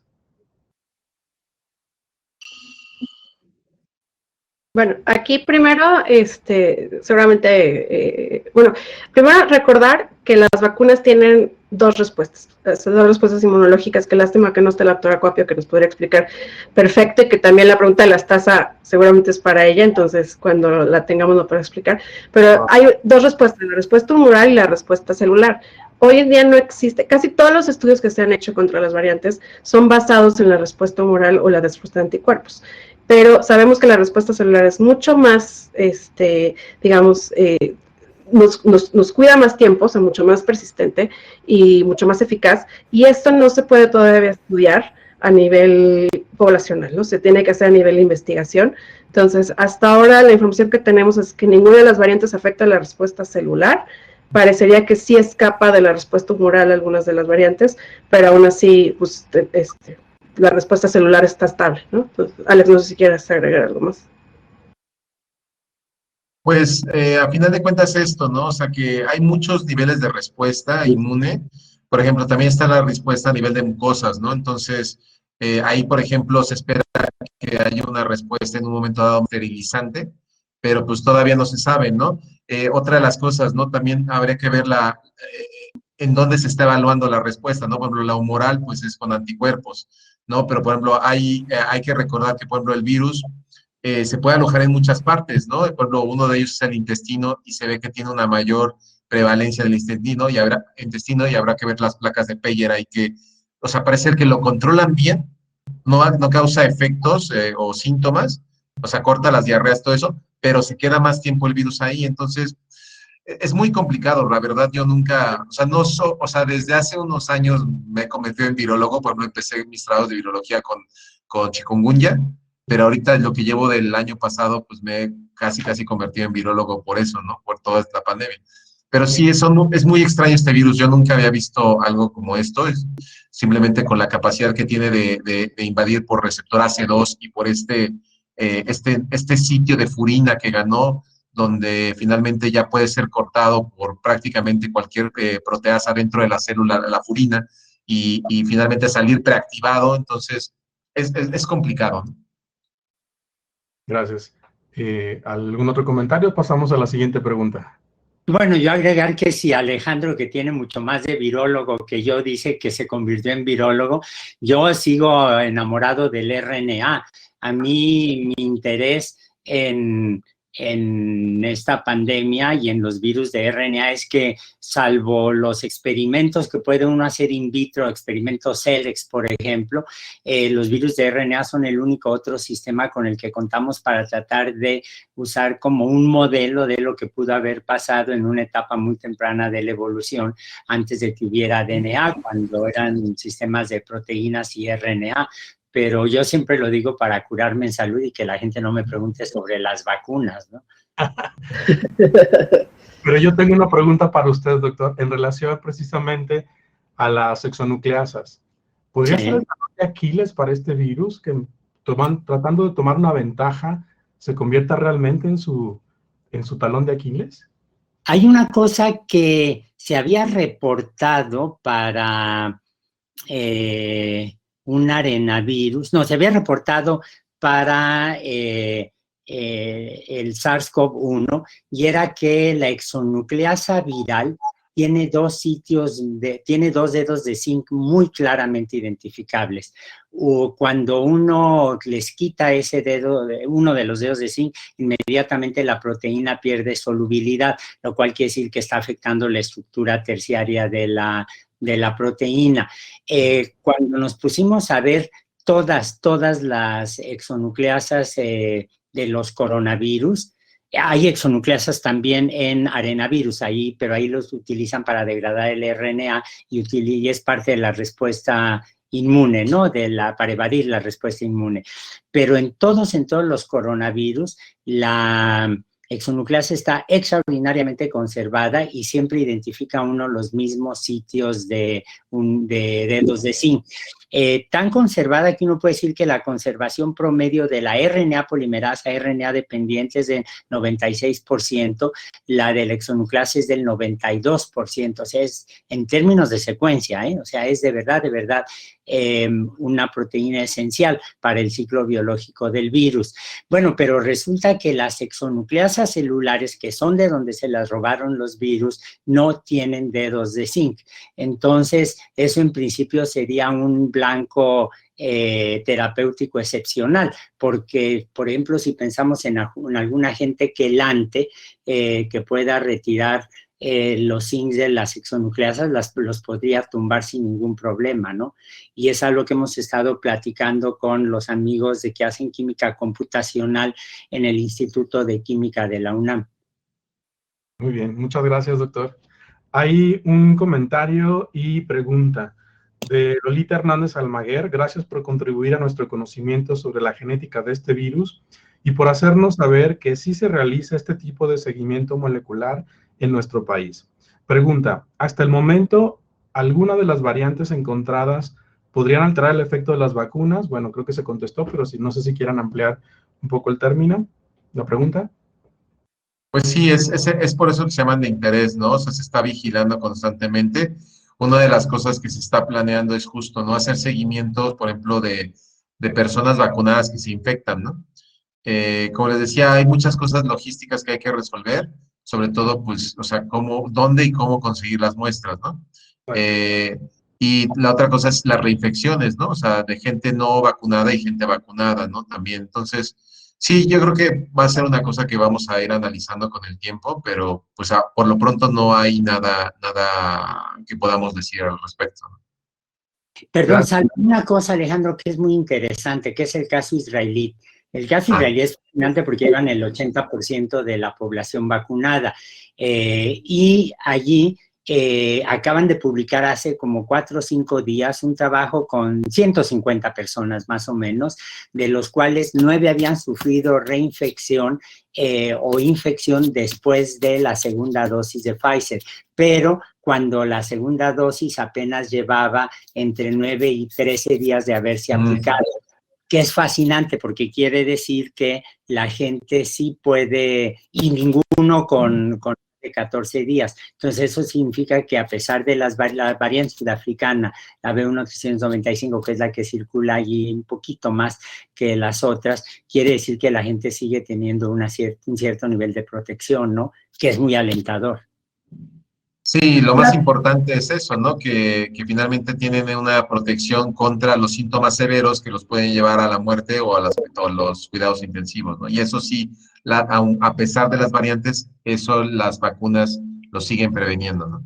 Claro. La otra cosa que me gustaría agregar es decir que cuando menos Pfizer y varias vacunas ya anunciaron que tienen en su plataforma lista para actualizar la vacuna.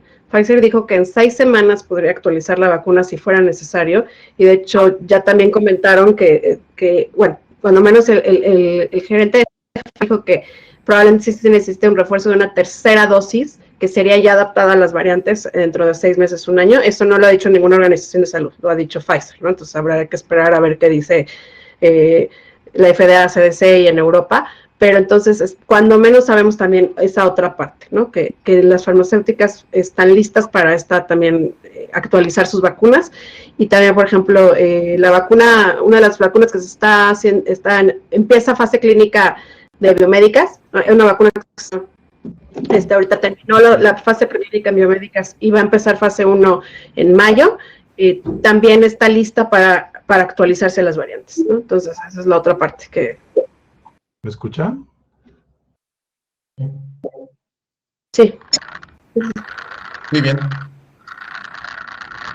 Tengo problemas de audio. Continúa. Ok, no, ya, pues eso nada más, ¿no? Entender que también, o sea, si hubiera necesidad, las farmacéuticas están listas. Muy bien, gracias, Talia. Eso también tiene implicaciones en relación a la periodicidad del proceso de vacunación y probablemente una calendarización como lo hacemos con influenza. Pero también lo que comentaba el doctor Lascano en relación al proceso de poca variabilidad genética, también ahí lleva implícito este juego de tiempos y términos, ¿no? O sea, de que todavía no se ha podido establecer con certeza si vamos a requerir una nueva dosis o solamente cuando el genoma cambie lo suficiente. ¿Qué opinión tienen al respecto? Pues sí, o sea, yo creo que se va, o sea, digo, hay que esperar. A mí, por ejemplo, me pareció un poco impertinente la declaración del CEO de Pfizer, porque finalmente no está basada en ninguna evidencia, ningún dato. Entonces, pues sí es posible, pero esa especulación en estos momentos donde la gente está muy sensible y la situación es difícil, o sea, yo creo que no abona finalmente a una tranquilidad o una cuestión que lleve a la calma social, ¿no? Y eso es algo que yo creo que ha sido, como dije, impertinente. Y pues sí, hay muchas probabilidades. Ahora, hay que esperar el tiempo, ¿no? O sea, las variantes pues nos van a enseñar muchas cosas y yo creo que ahorita es el tiempo de estar observando y finalmente concluir algo ya que se tengan datos e información, ¿no? Adelante, doctor Lascano. Sí, yo quisiera complementar lo que dicen Alejandro y ¿Talía o Talia? Talia, doctor, gracias por preguntar. Sí, perdón.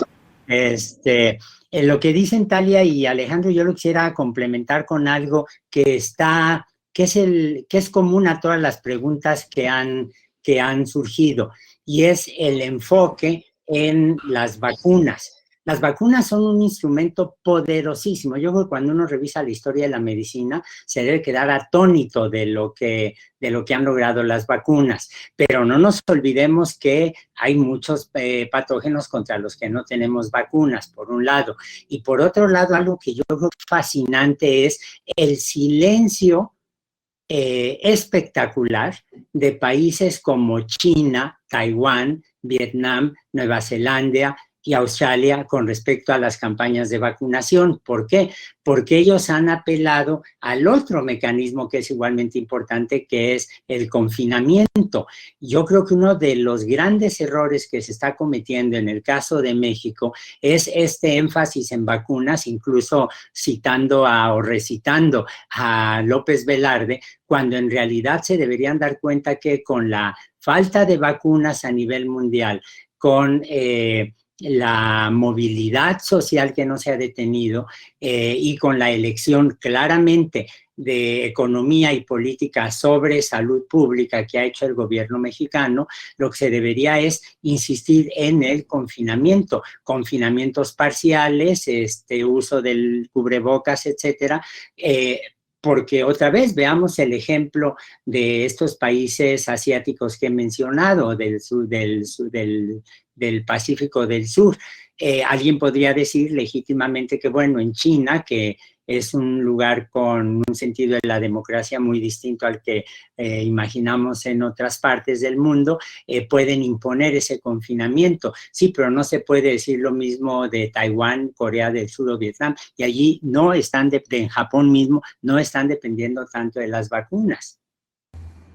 Y complementando lo que aprendemos de otros países, el ejemplo de lo que no debemos hacer también es lo que sucede en Chile, donde la tasa de vacunación iba increíblemente, se desesperaron, salieron de vacaciones y hubo el repunte más grande que han tenido. Muchos le están echando la culpa a que es la vacuna Sinovac, pero también Chile ya publicó los datos de Sinovac estudiando su población vacunada y son muy parecidos a lo que ya se sabía, que es una vacuna efectiva tanto para evitar mortalidad, para evitar hospitalizaciones y también para prevenir casos leves, ¿no? Entonces, entonces tenemos que aprender de eso, como bien dice el doctor Lascano, que todo tiene que ir junto a la vacunación, conseguir las medidas que ya sabemos hasta este momento.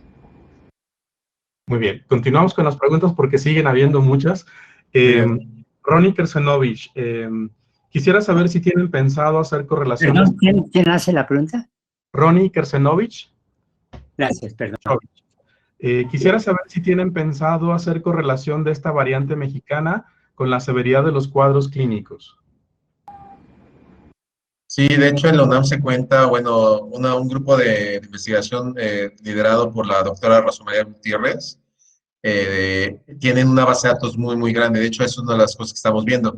Ahorita vamos a tomar, digamos que la definición de severidad conforme a la CDC, y finalmente hay varios niveles, ¿no? Entonces vamos a tomar, me parece, hasta el nivel 3, que es el moderado, y de ahí moderado, leve y asintomático, y ver, por ejemplo, cómo se comportan las variantes, porque tenemos la información, ¿no?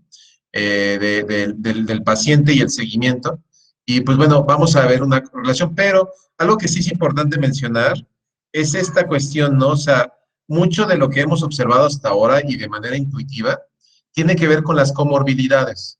Entonces, la variante sí podría tener una relación, la cual no conocemos hoy en día, pero lo que sí sabemos hoy en día es que las comorbilidades son los factores o las variables más importantes en el desenlace de la enfermedad. Entonces, creo que eso sí, por eso siempre he dicho que esto se volvió una sindemia, ¿no? En México, porque ya teníamos el conjunto de muchas epidemias y la obesidad y la hipertensión eran dos de ellas, que se juntó con con el virus de SARS-CoV-2, ¿no? Entonces, te junta el hambre con las ganas de comer y pues tenemos el resultado que vemos hoy, ¿no? Muy bien. Hay una pregunta de Moisés Fiesco Roa.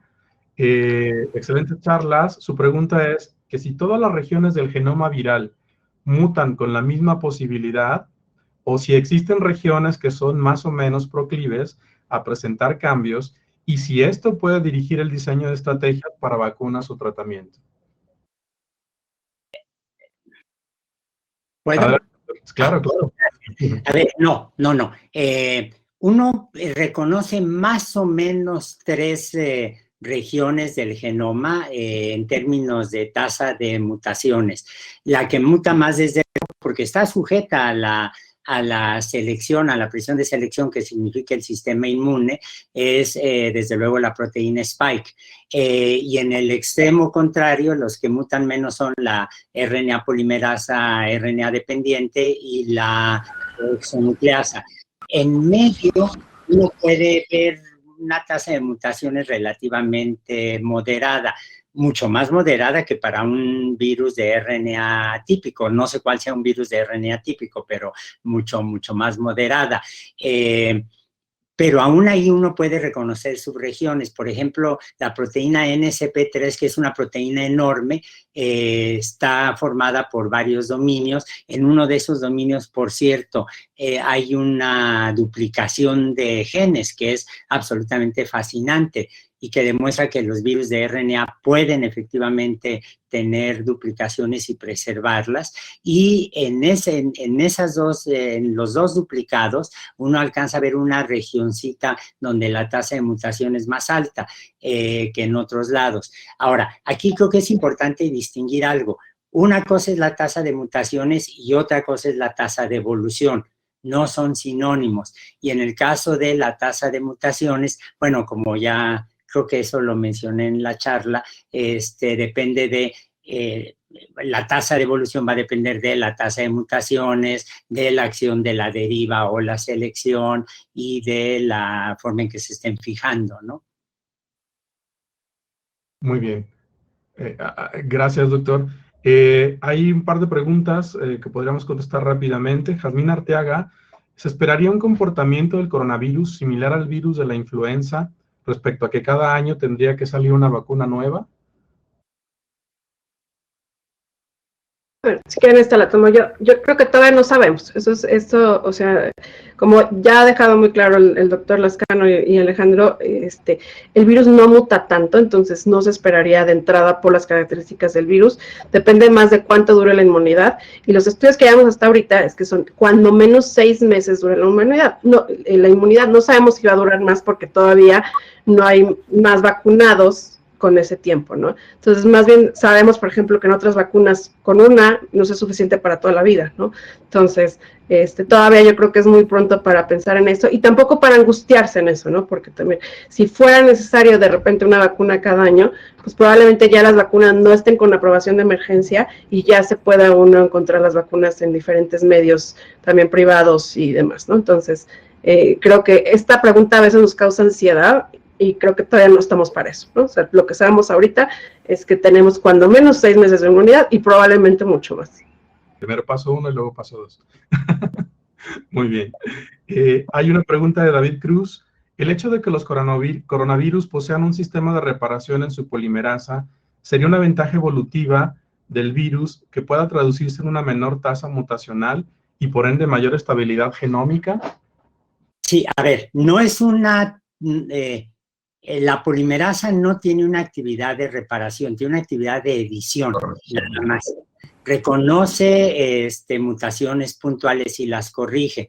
De hecho, en un artículo que acabamos de publicar hace un mes y medio, una cosa así, decimos que de toda la batería, de toda la maquinaria molecular que tiene el DNA o que tienen las células para mantener una tasa de mutaciones baja, en el DNA, probablemente la más antigua sea precisamente la exonucleasa, por una razón muy sencilla, porque en el momento en el que se coloca un nucleótido equivocado, en lugar de que se forme una doble hélice, se levanta la hebra nueva, y al levantarse ya perdimos la posibilidad de tener electrones pi deslocalizados, lo cual lo hace menos estable y lo cual hace que rápidamente sea cortado y se vaya. O sea, es mucho más frágil, pero es lo único que hace la exonucleasa. Eso abate el número de mutaciones, digamos, lo hace 10% menor que lo que veríamos en un virus típico de RNA. Ahora, aquí hay otro punto que es importante. La exonucleasa no reconoce de lesiones. Y lo que hemos visto en las variantes que se han expandido con mayor rapidez es que en 5 pacientes que se han estudiado, que finalmente fallecieron, lamentablemente, que tenían infecciones persistentes, es justo donde se han detectado en 4 de esos 5 pacientes de lesiones, las de lesiones que identificamos ahora con algunas de las variantes que se han dispersado con mayor rapidez. ¿Esto qué significa? Que el virus muta más lentamente de lo que se dispersa, pero en el momento en que tenemos una infección crónica, en ese momento estamos acumulando mutaciones que se pueden dispersar, y eso sería un buen indicador para hacer vigilancia epidemiológica o cercos específicos o intensificar la vacuna en esa zona. Yo creo que en este momento, y lo que voy a decir, de verdad que no tiene una intención política cínica, sino totalmente cínica en el sentido inglés del término, sino totalmente realista. El mejor aliado que tiene la acumulación de mutaciones en el SARS-CoV-2 es el gobierno mexicano, el gobierno federal. Porque una ventaja de estar usando el cubrebocas es que hay menos personas infectadas y por lo tanto menos posibilidades para que aparezcan mutantes. Muy bien, gracias doctor. Continuamos con las preguntas. Edna Patricia Vázquez, en su opinión el virus se comporta como neurótropo, ya que parece tener cierta predilección por el sistema olfatorio. ¿Se podría considerar así? Pues sí, de no, hecho. Ay, perdón, Talia, adelante. No, Talia. Sí. No, tú, Bueno, se sabe que sí, para empezar, se sabe claramente que, ahora vamos a ver lo que dice Alex, que dice que no, pero se sabe que AC2 se expresa en el sistema nervioso, ¿no? Y se sabe que desde las complicaciones y de los síntomas se ven en el sistema nervioso, ¿no? Entonces, por ejemplo, como lo mencionaba al principio, lo que se vio como síntomas persistentes, encontramos también como le llaman, el brain fog, ¿no? La pérdida de memoria, la pérdida de la concentración, síntomas psiquiátricos, o sea, de los que vimos no tan frecuente, pero sí se veían trastorno obsesivo compulsivo, ¿no? Entonces, no se sabe muy bien si esto puede ser por el virus como tal o la inflamación que está ocasionando. Eso es importante, ¿no? Entender el cuál de las dos cosas es, y que también podría ser por un síndrome, digamos, de fatiga crónica parecido, porque también se comporta como otros virus en ese sentido, ¿no? Pero sí parecería ser que tanto lo que estamos viendo de síntomas olfatorios y otros síntomas nerviosos, que sí, y en un estudio que ahorita acaban de sacar también hace un par de semanas, donde hacían autopsia de pacientes con COVID, encontraron también virus en el sistema nervioso central. Sí, yo decía, bueno, doctor Lascano. No, por favor, Alejandro. Rápidamente, yo no diría que es un tropismo como tal, simplemente es la expresión del receptor AC2, ¿no? Y finalmente, y la vía de transmisión. O sea, a final de cuentas, yo llamaría tropismo algo que ataca a la célula específicamente porque tiene un receptor que lo caracteriza. Sin embargo, aquí pues más bien es una cuestión de logística, ¿no? De por dónde entra el virus y pues qué le queda más cerca, ¿no? Es por lo cual que no, pero definitivamente de que es innegable que se ve la alta frecuencia de la invasión del tejido nervioso, pues eso es cierto, pero pues, te digo, propiamente neurótropo no lo definiría, aunque sí frecuentemente afecta al sistema nervioso. Gracias. Doctor Lascano. Sí, a ver, yo creo que aquí hay un elemento psicológico adicional que no es trivial. Miren, hace 30 años yo me pasé 2 meses intubado porque tuve sepsis abdominal, tuve peritonitis, y cuando me acuerdo que finalmente dejé el hospital, me llevó cerca de una semana poderme concentrar mínimamente con libros. Era una sensación de desubicación absolutamente pavorosa, que yo le atribuyo básicamente al estrés al que está uno sometido, porque en terapia intensiva, eso lo recuerdo perfectamente bien, uno nunca está ni dormido ni despierto, y las tensiones a las que uno está sujeto, a pesar de la extraordinaria atención que yo tuve con amigos de enfermeras, enfermeros, los médicos de nutrición, pero la situación de estrés es brutal, y esa sensación de pérdida y desubicación, yo ciertamente la tuve, y no es que tuviera yo los patógenos en el sistema nervioso, ni mucho menos, ¿no? Central. Entonces, puede haber ese componente adicional. Supongo que, como ahora hay grupos de apoyo para todos, supongo que habrá grupos de apoyo para las personas que han estado en terapia intensiva o que se han visto muy cerca de la muerte, para ver exactamente qué pasa con ellos, ¿no? Muy bien, gracias.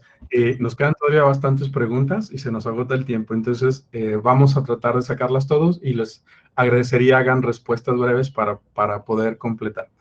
Samantha Solís, ¿el flujo de personas en la frontera Estados Unidos-México está modificando las variantes presentes y sus prevalencias en México?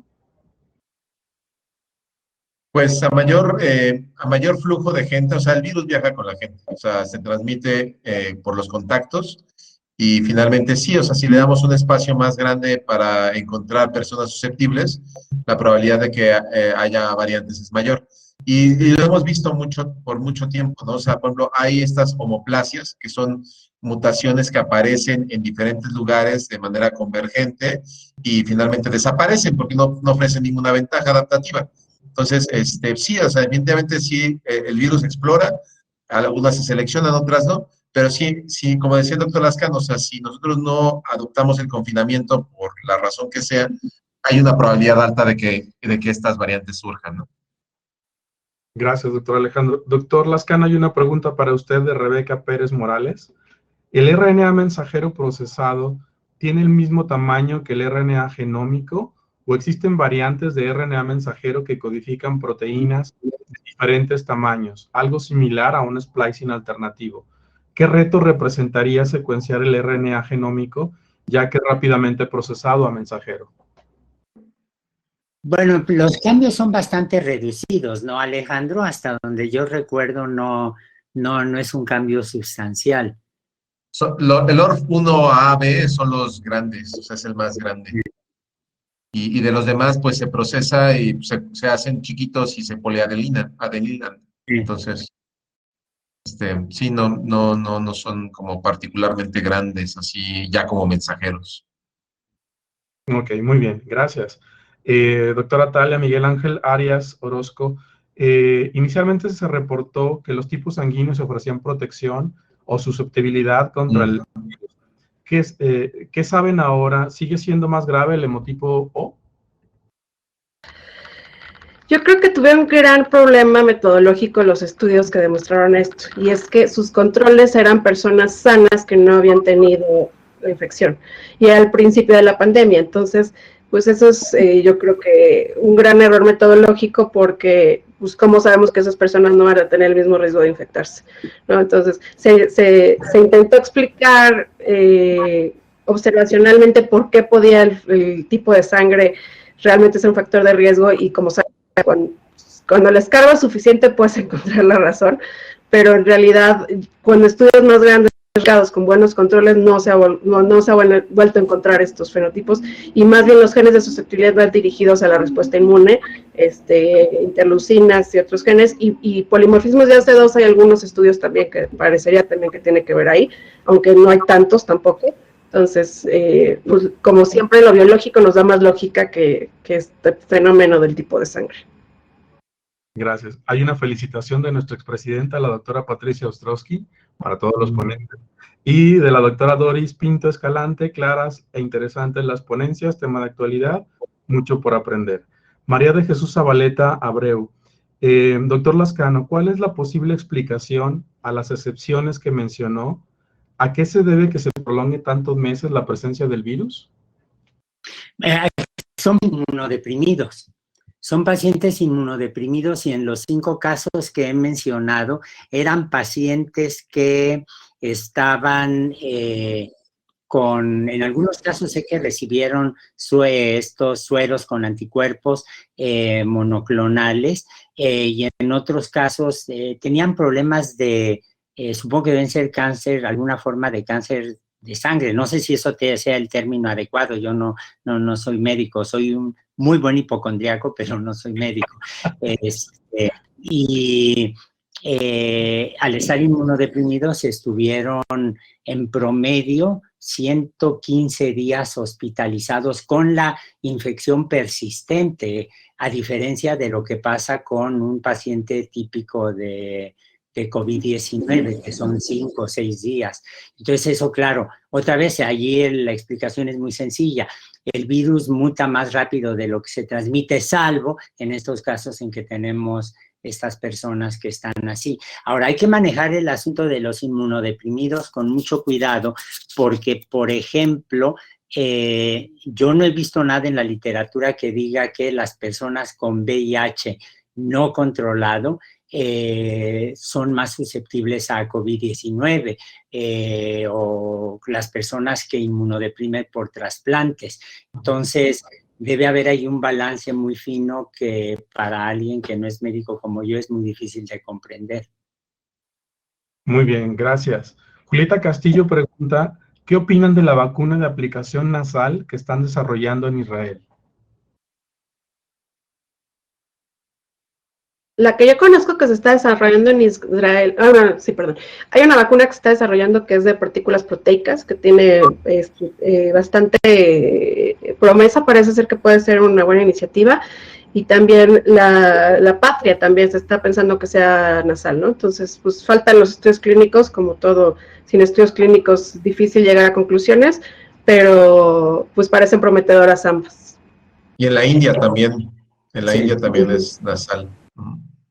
Y allí hay una tradición que a la gente se le olvida. Miren, los reportes más antiguos de inmunización que tenemos contra el virus de la viruela, lo que dicen es que en China y en la India desde hace 1000 años o 1500 años, tal vez por razones religiosas, tal vez, a las personas las inmunizaban a un buen porcentaje contra la viruela, poniéndoles la ropa o envolviéndolos con las cobijas de las personas que habían tenido viruela o que tenían viruela, que estaban con viruela activa.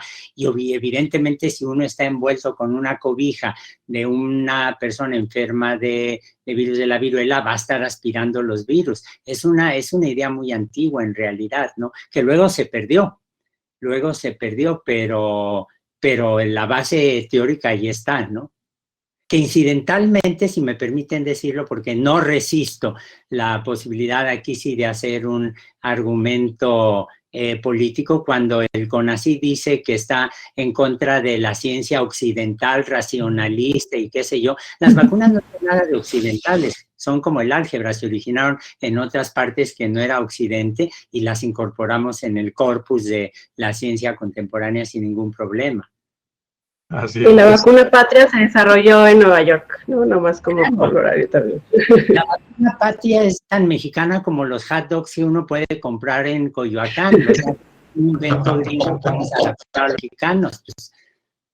O una picaña en Sao Paulo. María de los Ángeles Castillo, en caso de las vacunas de una sola dosis, ¿cuánto tiempo dura la protección o serán monitoreados los vacunados para saber cuándo baja la inmunidad?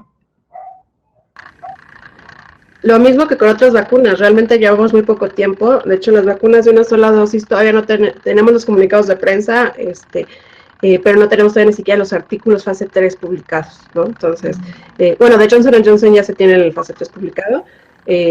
La otra que se tiene de una sola dosis es CanSino, pues realmente no hay estudios de seguimiento de muchos meses porque apenas se están aplicando, ¿no? Entonces, igual que otras, pues tendremos que esperar para poder responder eso.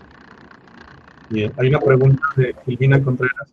Si a una persona le pusieron una dosis de Moderna y a los 15 días se infecta de COVID, ¿debe recibir la segunda dosis? Son de esas cosas que son muy complicadas de contestar, ¿no? En teoría, una vez que alguien ya tuvo COVID, la segunda dosis, o sea, es al revés, no se ha estudiado al revés, la segunda dosis podría ser suficiente. La recomendación ahorita en general es esperarse a no tener síntomas. O sea, lo que dice la CDC es que una vez que ya no se tienen síntomas, ya se puede, o sea, esperando los 15 días, se puede uno vacunar, ¿no? Entonces, probablemente sí. O sea, la recomendación oficial sería sí recibir la segunda dosis. Muy bien, gracias, Talia. ¿Existen datos sobre las frecuencias de variantes en población infantil? Esta es una pregunta de Laura Zárraga. Pues la que tiene mayor frecuencia en población infantil es la que se observó en el Reino Unido, que es la B117, ¿no? Esa es la que tiene mayor frecuencia.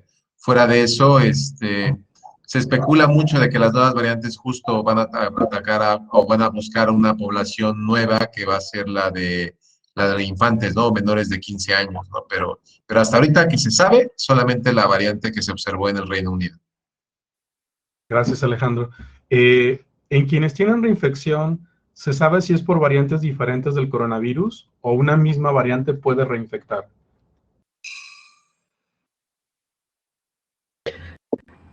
El estudio que acaba de salir, donde nos decía que aproximadamente 1% de la población tiene reinfecciones, no analiza mucho esta parte, ¿no? O sea, teóricamente se supone que puede ser reinfección o puede ser estos casos donde pasó el periodo de inmunidad, ¿no? Entonces, pero todavía sabemos que en general la reinfección es baja, 1%, la causa específica todavía hace falta estudiarlo más.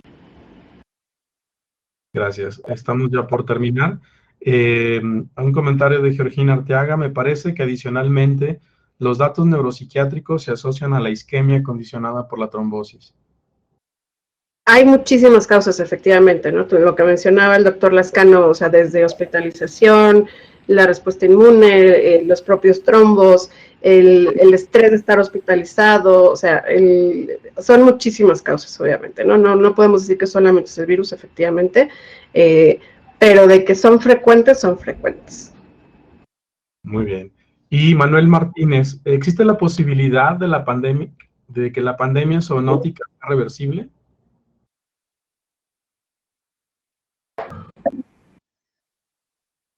¿Reversible en el sentido de que infectemos a animales nosotros? Así lo pone, o que se elimine más bien, o que termine. No sé. No, las zoonosis nunca las vamos a eliminar. ¿Okay? Las podemos controlar, eso sí. Ahora, de que infectemos nosotros animales, sí, está el caso de los bisones y de gatos, que hemos infectado los humanos a gatos y bisones, que fue lo que provocó la matanza esa pavorosa de bisones en Dinamarca. Y la transmisión entre bisones y entre gatos parece que es alta, pero de que después regrese el virus a nosotros, eso no está reportado y lo han buscado, ¿eh? Allí se usan las variantes como marcadores. Excelente, pues hemos llegado prácticamente al final de la sesión. Hemos tenido una nutrida participación y sobre todo muchas preguntas, lo cual me da mucho gusto. Quiero agradecerle a nuestro panel de expertos el haber estado aquí, el habernos contestado las preguntas de una manera muy adecuada. Agradezco a los más de 250 participantes que nos han seguido en esta sesión. Les invitamos a seguir en contacto porque continuaremos con estos coloquios sobre COVID y obviamente nuestro siguiente invitado será la doctora Cuapio, que esperemos se recupere pronto. Y bueno, no me queda más que agradecerles al doctor Alejandro, al doctor Antonio Lascano y a la doctora Beckman Ostrowski su participación. Estamos muy contentos con que hayan aceptado la invitación. Agradecemos a todos su nutrida participación y les invitamos a que se sigan cuidando, a que sigan manteniendo la sana distancia, el uso de cubrebocas, el uso de gel y quienes tengan la suerte de vacunarse, que se vacunen con la vacuna que llegue. Muchísimas gracias a ustedes. No sé si quieran hacer un comentario final. No, yo agradecerles a ustedes el foro y la oportunidad de estar con Talia, que no conocía, creo, y con Alejandro, que sí conocía, y por los que he aprendido mucho de ellos, la verdad. Gracias, doctor Lascano. Pues igual, reitero igual el agradecimiento y ojalá haya otra oportunidad en la cual podamos participar y compartir con lo poco o mucho que sabemos del virus. Muchas gracias, doctor Alejandro. Talia. Yo agradezco muchísimo que el doctor Lascano y el doctor Alejandro hayan aceptado participar y al doctor Elías que nos haya dado este espacio que cuando le di la idea rápidamente dijo sí, por supuesto. Entonces también muchísimas gracias por el espacio porque creo que todos tenemos muchísimas dudas, ¿no? Entonces. Así es. Pues muchas gracias a todos. Buenas tardes y nos vemos en nuestra siguiente sesión. Gracias, hasta luego. Cuídense, qué gusto, muchas gracias. Hasta luego.